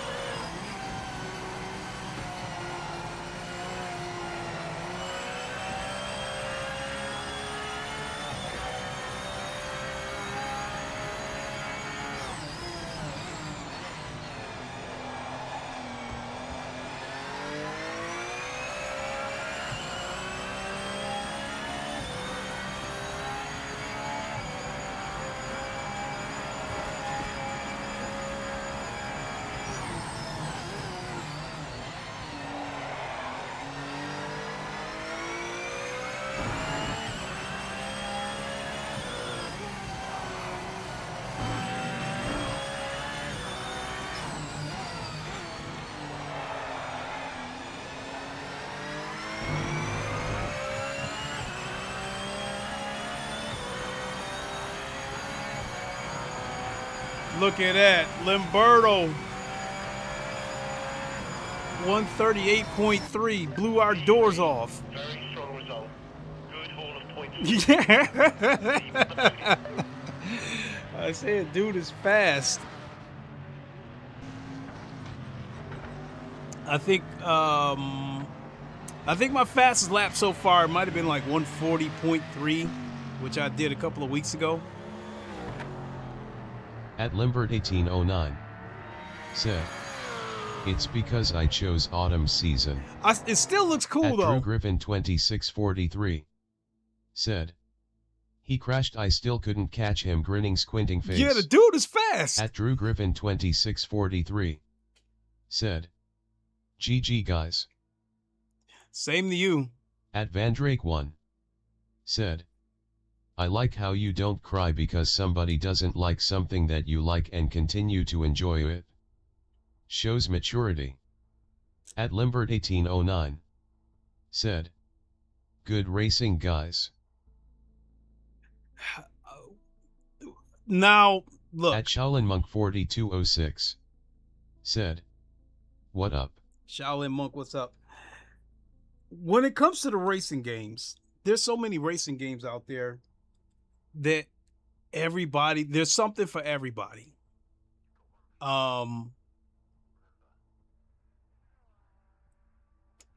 So I definitely don't get caught up in a sim racing, like, sort of console war. However, I will admit that I do not like how Sony moves. They've gotten pretty shady this generation, but GT7 itself, other than the problem with the dirty driving, I really don't have that much of a problem with GT7. All right, the dirty driving and the microtransactions, I'm not a big fan of that. But other than that, I'm fine. All the other racing games, hell, iRacing, costs you $18,000 a year to play that game. I think it's absurd, but but I understand they got to pay for those licenses and pay for those servers. So that shit can't be cheap. So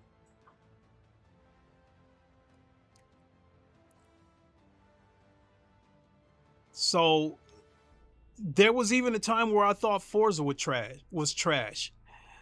But I wasn't going to spend all day yelling and screaming about my issues with Forza or GT7. Just move on and play what I enjoy.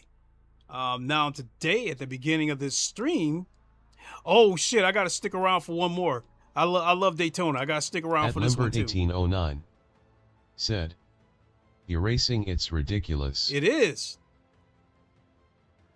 I got to stick around and do this last race at Daytona.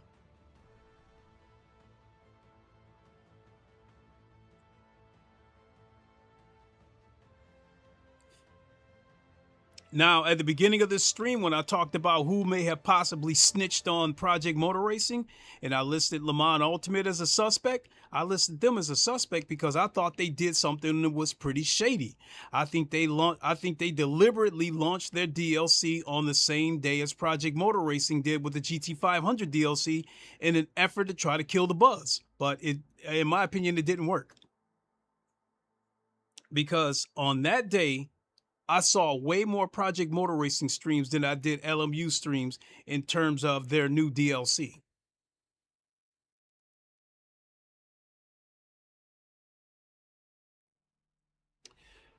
Drew Griffin, you know, looking at your ping again, it says 251. So you think that would be shit, but like from what I'm seeing, your car it's running pretty smooth. You know, it seems to bounce a little bit on the track, but other than that, your car seems to be, you know, moving smoothly on track. But I understand. I think they just added a relay for Australia because I guess they like had some of the worst connections when this game first came out. But when they were looking to improve the online stability, Kevin Boland had said that they added a relay for people in Australia. At Jameen_YT said, "That makes sense, Limbird. Autumn season, autumn trees. Yeah. Very nice feature."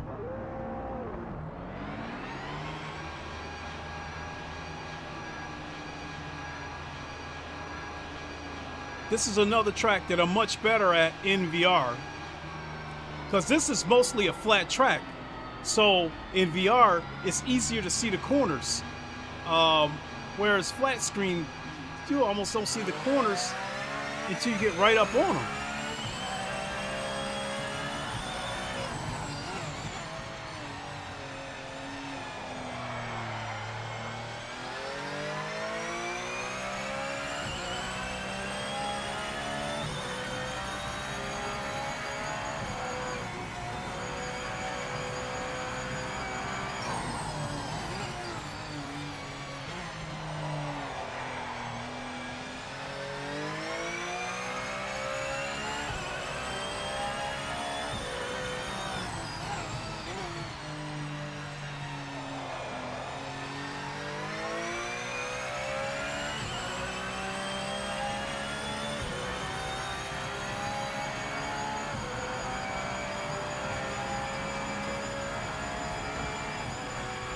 At Vandrake1 said, "I'm on a single screen and I use an eye tracker, it's great."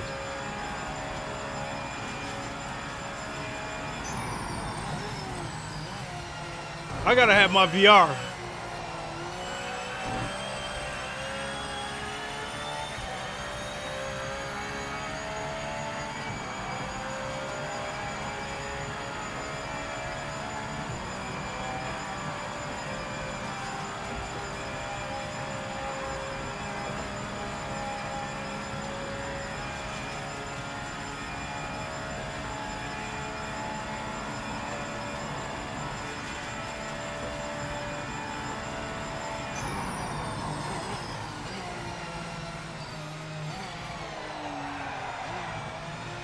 That turn one catches me every time.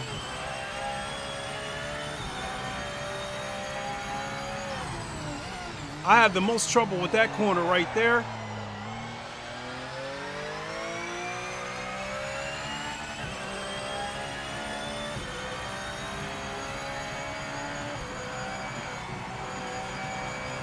At Drew Griffin 2643 said, "Maxis says sim racing is better than go-karts for kids, but it getting just as expensive. Just to play on console for about $1.500 Australia." At Jameen_YT said, "I must try eye tracker on 80. I have VR but rarely use it these days." I was not going to buy this game day one because the VR wasn't ready, but because they gave us the GTE class as a pre-order bonus, I had to jump on that.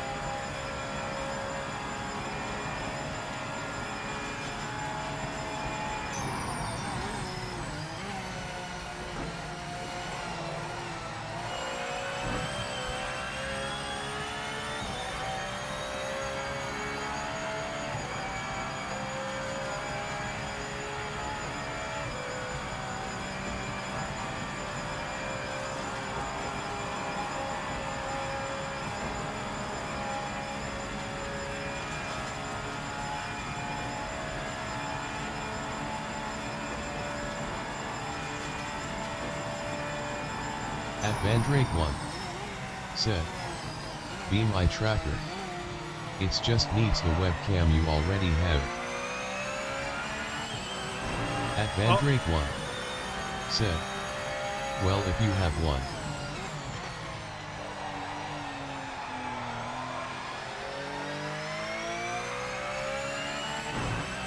This lap is the checkered flag.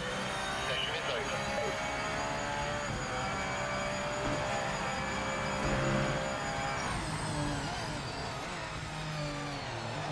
Oh, damn it, I fucked that one up big time.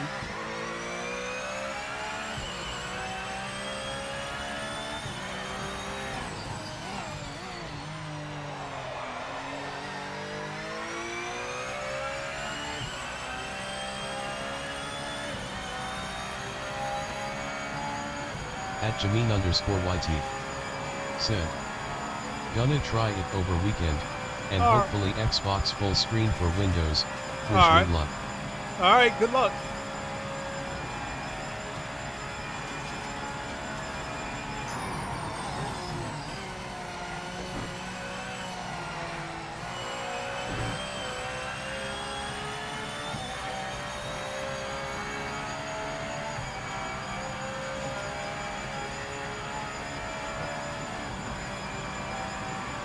Look at Lamberto, crushed us.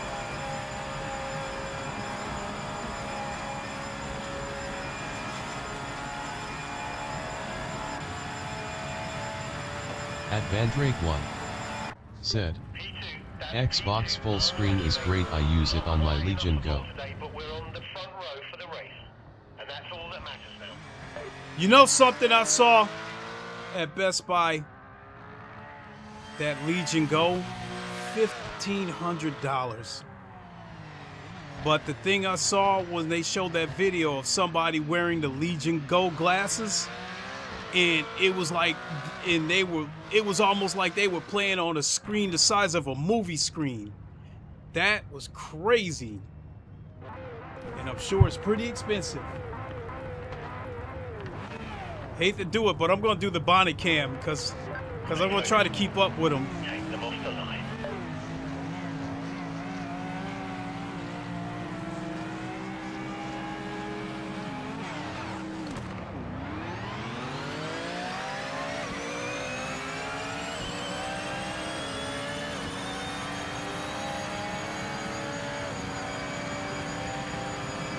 Oh shit!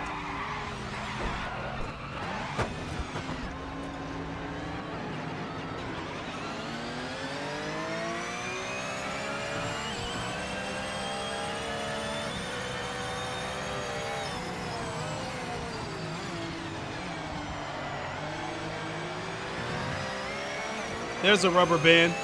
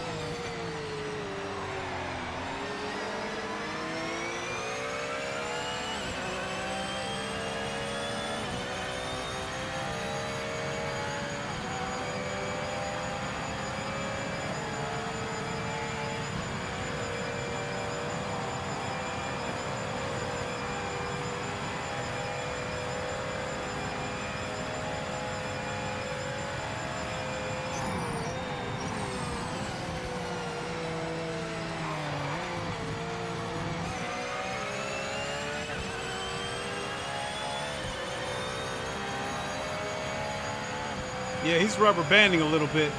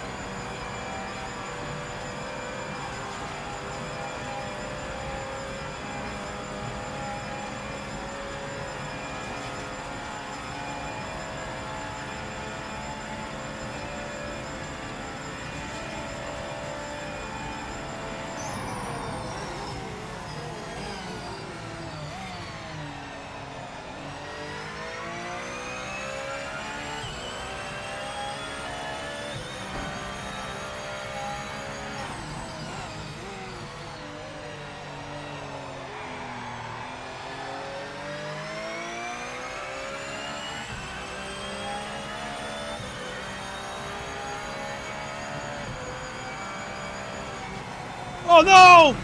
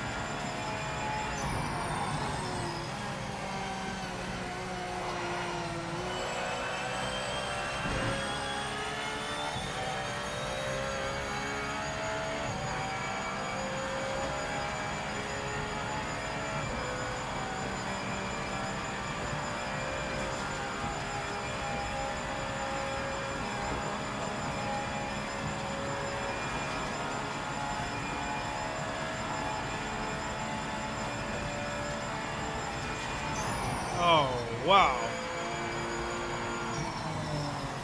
Damn, what the hell happened, Drew Griffin? You were comfortably in second place.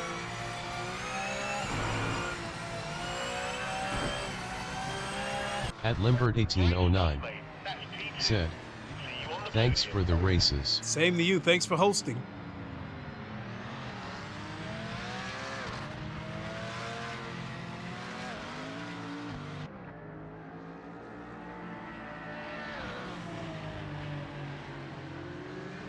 God, this game can't get the VR soon enough. Because I'm more or less reacting to the corners instead of being able to actually see them. Whereas, like I said before, in VR, I can see the corners coming. At Drew Griffin 2643 said, pushing too hard. Again. At Vandrake 1 said, I am a join y'all next time. All right, Van Drake. At Drew Griffin 2643 said, but I like it. Hey, you know what? Before I get out of here, Van Drake, you got that Lenovo Legion Go. Does any of your racing games run on that? So I do not like Nordschleife, so I'll have to back out of this one. But I was gonna back out anyway. So yeah, before I get out of here, can you answer that question, Van Drake? If any of your racing games run on that Legion Go, and how well do they run?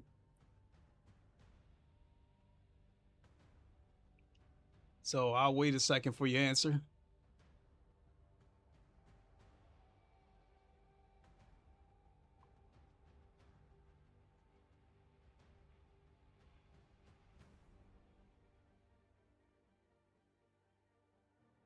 At Vandrake 1 said, yeah, LMU and Race Room and AMS2.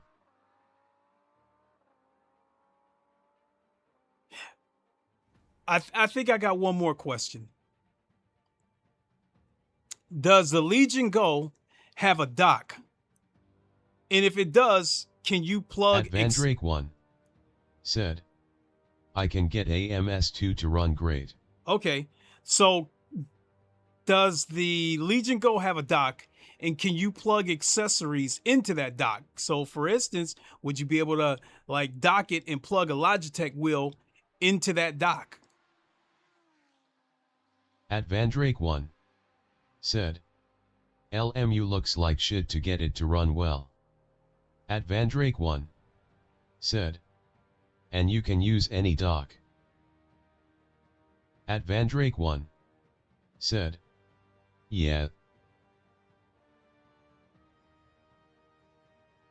That was like these handhelds. I get the impression like these handhelds have the power of about the PS4. And At Necrodogs said, woof woof. At Necrodogs said, hope everyone's doing well. At Vandrake 1 said, I have you can for done it at hotels when I race, that's what I do. Okay. So my thing about a handheld, if I were to spend $1,500 on a Legion Go, it's not just going to be my handheld and go everywhere with me. It is my console. It is my PC. And so yeah, I would want to be able to plug At Vandrake 1 my will into it. said, PS4, yeah, that's a great comparison. Well, I've heard that being thrown around more than once, that these handhelds these days have about the power of a PS4. The biggest problem with my biggest problem with these handhelds today is, would it have enough power to run one of these VR headsets?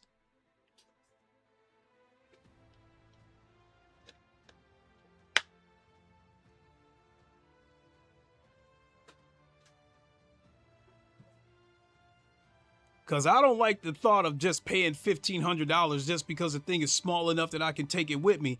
No, that shit better have enough power to run the damn space station.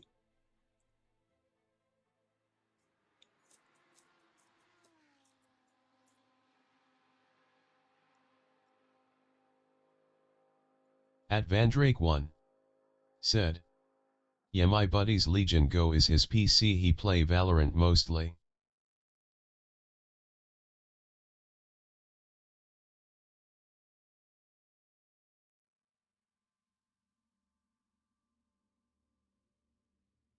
Yeah, that would be pretty damn slick. The Legion Go docked and still wearing those Legion glasses and then At racing on a Vandrake huge 1 screen. said, got a full ass nice ass desk setup and his PC is a Legion Go, it's wild. Oh, no shit. Oh, that's pretty cool.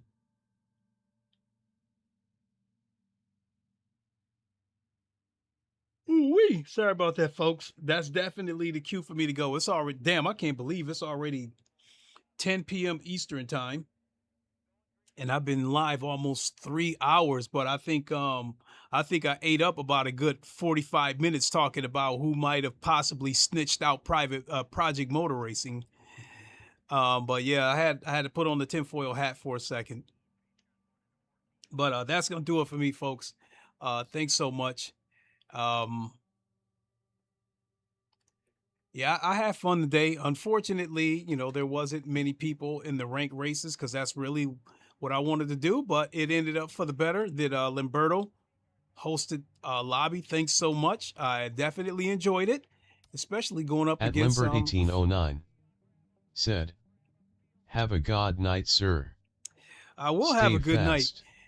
night. Stay fast. No, I'll stay chasing you because I'm always eating your dust. Well, there's actually 3. So there's 6 people registered for this GT3 race. So I would like to think that by the time this race kicks off, so we're already at 8. So there'll probably be about 15 people registered for this race by the time it starts, which I think would be, all things considered, I think would be pretty good.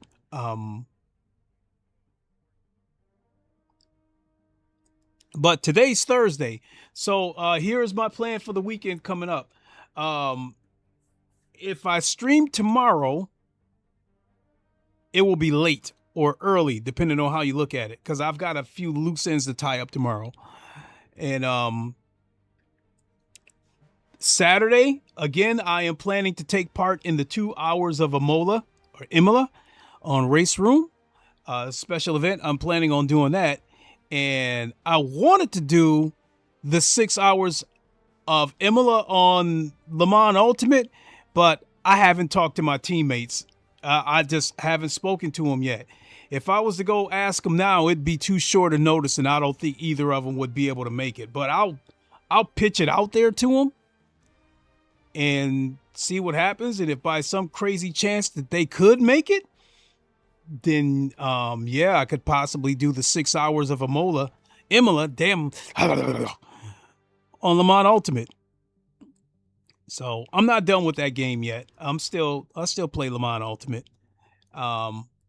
Right now it's just I'm enjoying Project Motor Racing the most. Actually doing some Doing some more AC Evo is a possibility At this Van Drake weekend 1 too. Said, I would be down. That's a catchy one, Van Drake, because our team on Le Mans Ultimate is called the VR Vikings. And to my knowledge, we are the only all VR team on Le Mans Ultimate. There's three of us. There's me, there's Hennes Catoni, and Andreas. All of us race in VR.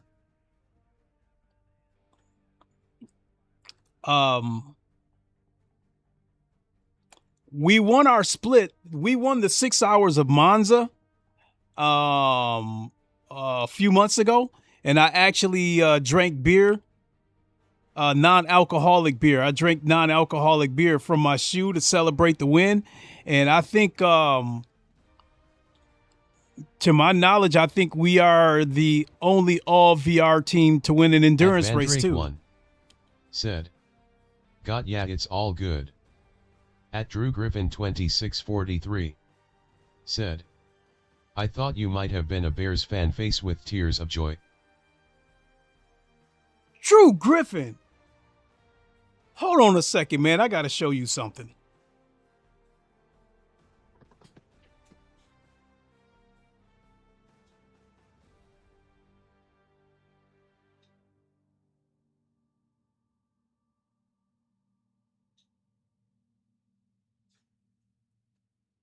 At Van Drake 1 said, I won the 3HR Sebring, I did it solo and that's what's up. Oh, nice. Now, Drew Griffin, look here. There's a Detroit Lions hat. Here's another Detroit Lions hat. Here's my Detroit Tigers hat. And then I'm wearing a Michigan State Spartans hat.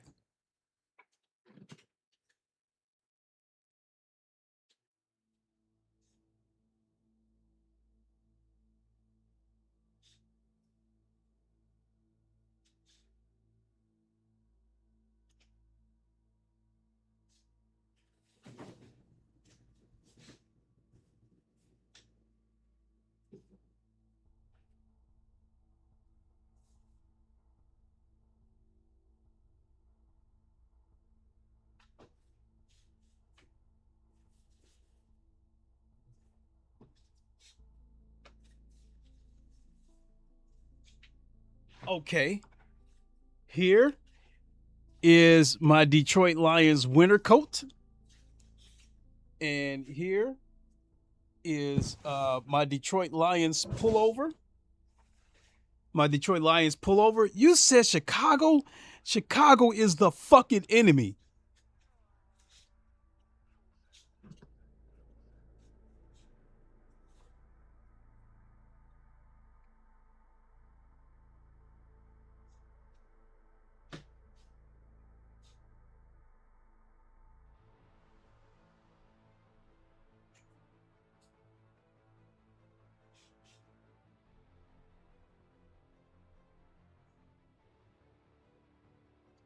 At Drew Griffin 2643 said, haha, sorry sir.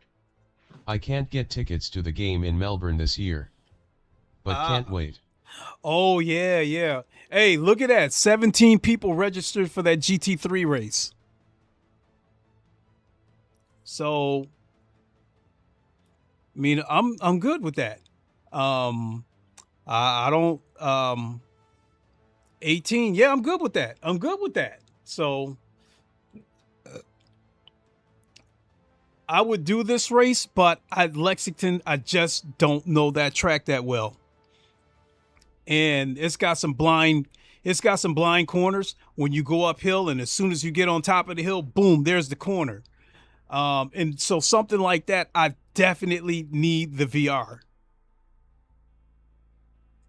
At Van Drake 1 said, that's a good number. Yeah, it is. I mean, Now, the one thing James Lee pointed out that he felt the bad part about something like this is because there's only 18 people registered for this race, there's only going to be one split. Meaning that 2643 said 62 players is the most I've seen so far. I think At Mandrake 1 said, what track is it? This is Lexington. The most I've seen registered for a race before was 64, and it was a GT3 race. But I think when I was watching Boris, someone commented that they had seen 75 people register for one of those races. So this goes back to me saying that the original identity of this game was going to be the retro cars. You know, the GTs, the GTOs, the GT1s, the Group C cars, the Group 5 cars. That, I think that was supposed to be the identity of this game. And then they made a last minute decision to add the GT3s and the hypercars. And like it or not, that was the smartest move that they did, because like it or not, GT3, when it comes to sim racing, the GT3 class is the Fortnite of sim racing. It is the most popular class. No way around it. These days, a racing game without a GT3 class is like a Burger King with no burgers. You gotta have the GT3 class. That is all to it. And myself, I can't wait for this game to evolve to where they have mixed class races. I can't wait for them to do their own version of special events where they have hypercars and GT3s. I can't wait until they do their own endurance races where they have a 2, 3, 4 hour event. But I think as of right now, driver swaps, that word never even came up in any of the interviews that I've ever seen. So I don't know, unless the driver swap is already baked into the game and, you know, to be released at a later date or something like that, is something I highly doubt that we'll see. But still, a 1 hour race, just like Race Room, they do 1 hour events, 2 hour events, 2.4. That's still a good endurance, event. So I can't wait for them to do stuff like that too. Especially when they get Circuit de la Sarthe on this game, and do like a 2 hour race at Le Mans, mixed class hypercars and GT3s, or a retro race, the Group C's with the Mazda 787B, the Sauber Mercedes, do a 2 hour race with those old Group C cars.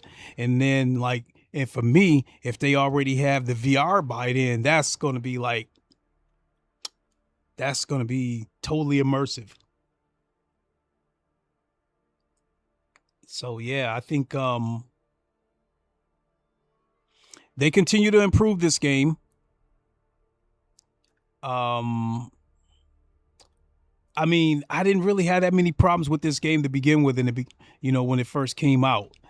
My biggest problem, I only had 2 problems with this game when it first came out. The AI was horrible, because they'll drive right through you. And then some of the cars weren't drivable. At Drew Griffin 2643 said, yes, please, Group C and 5. Yeah. I love, in VR, I love jumping into the Mazda 787B and imagine what it must have been like back in 1991 when they won the 24 Hours of Le Mans. That was the last year, because the 787B was banned after that. And I did the research, and the way the newspaper articles and stuff like that tried to make it seem like Mazda cheated or something like that and got banned. They didn't cheat. What it was is the rotary engine was being outlawed. So the year that they won it was the last year that the rotary engine was allowed. And And that 787B has a unique sound, absolutely incredible. And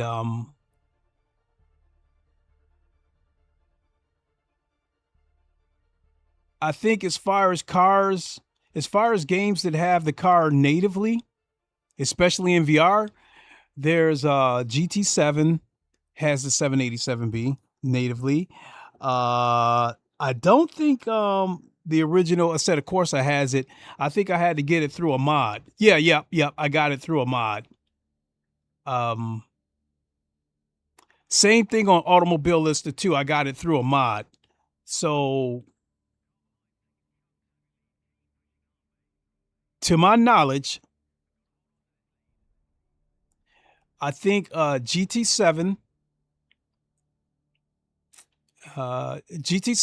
probably iRacing, Project Motor Racing, and Forza are the only games that I can think of offhand that has the car natively. But I think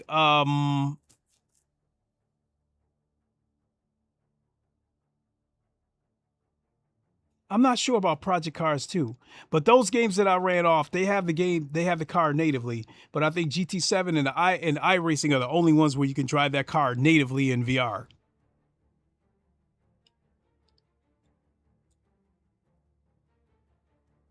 And so with the mod that I drove on the original Assetto Corsa, the car was very hard to drive on that one because it was very easy to lock up the wheels when you were downshifting.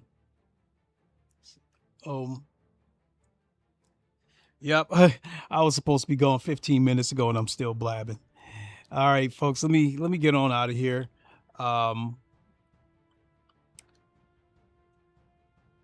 Drew Griffin and Limberto. Next time I go live, please give me your Steam usernames so I can send you guys a friend request.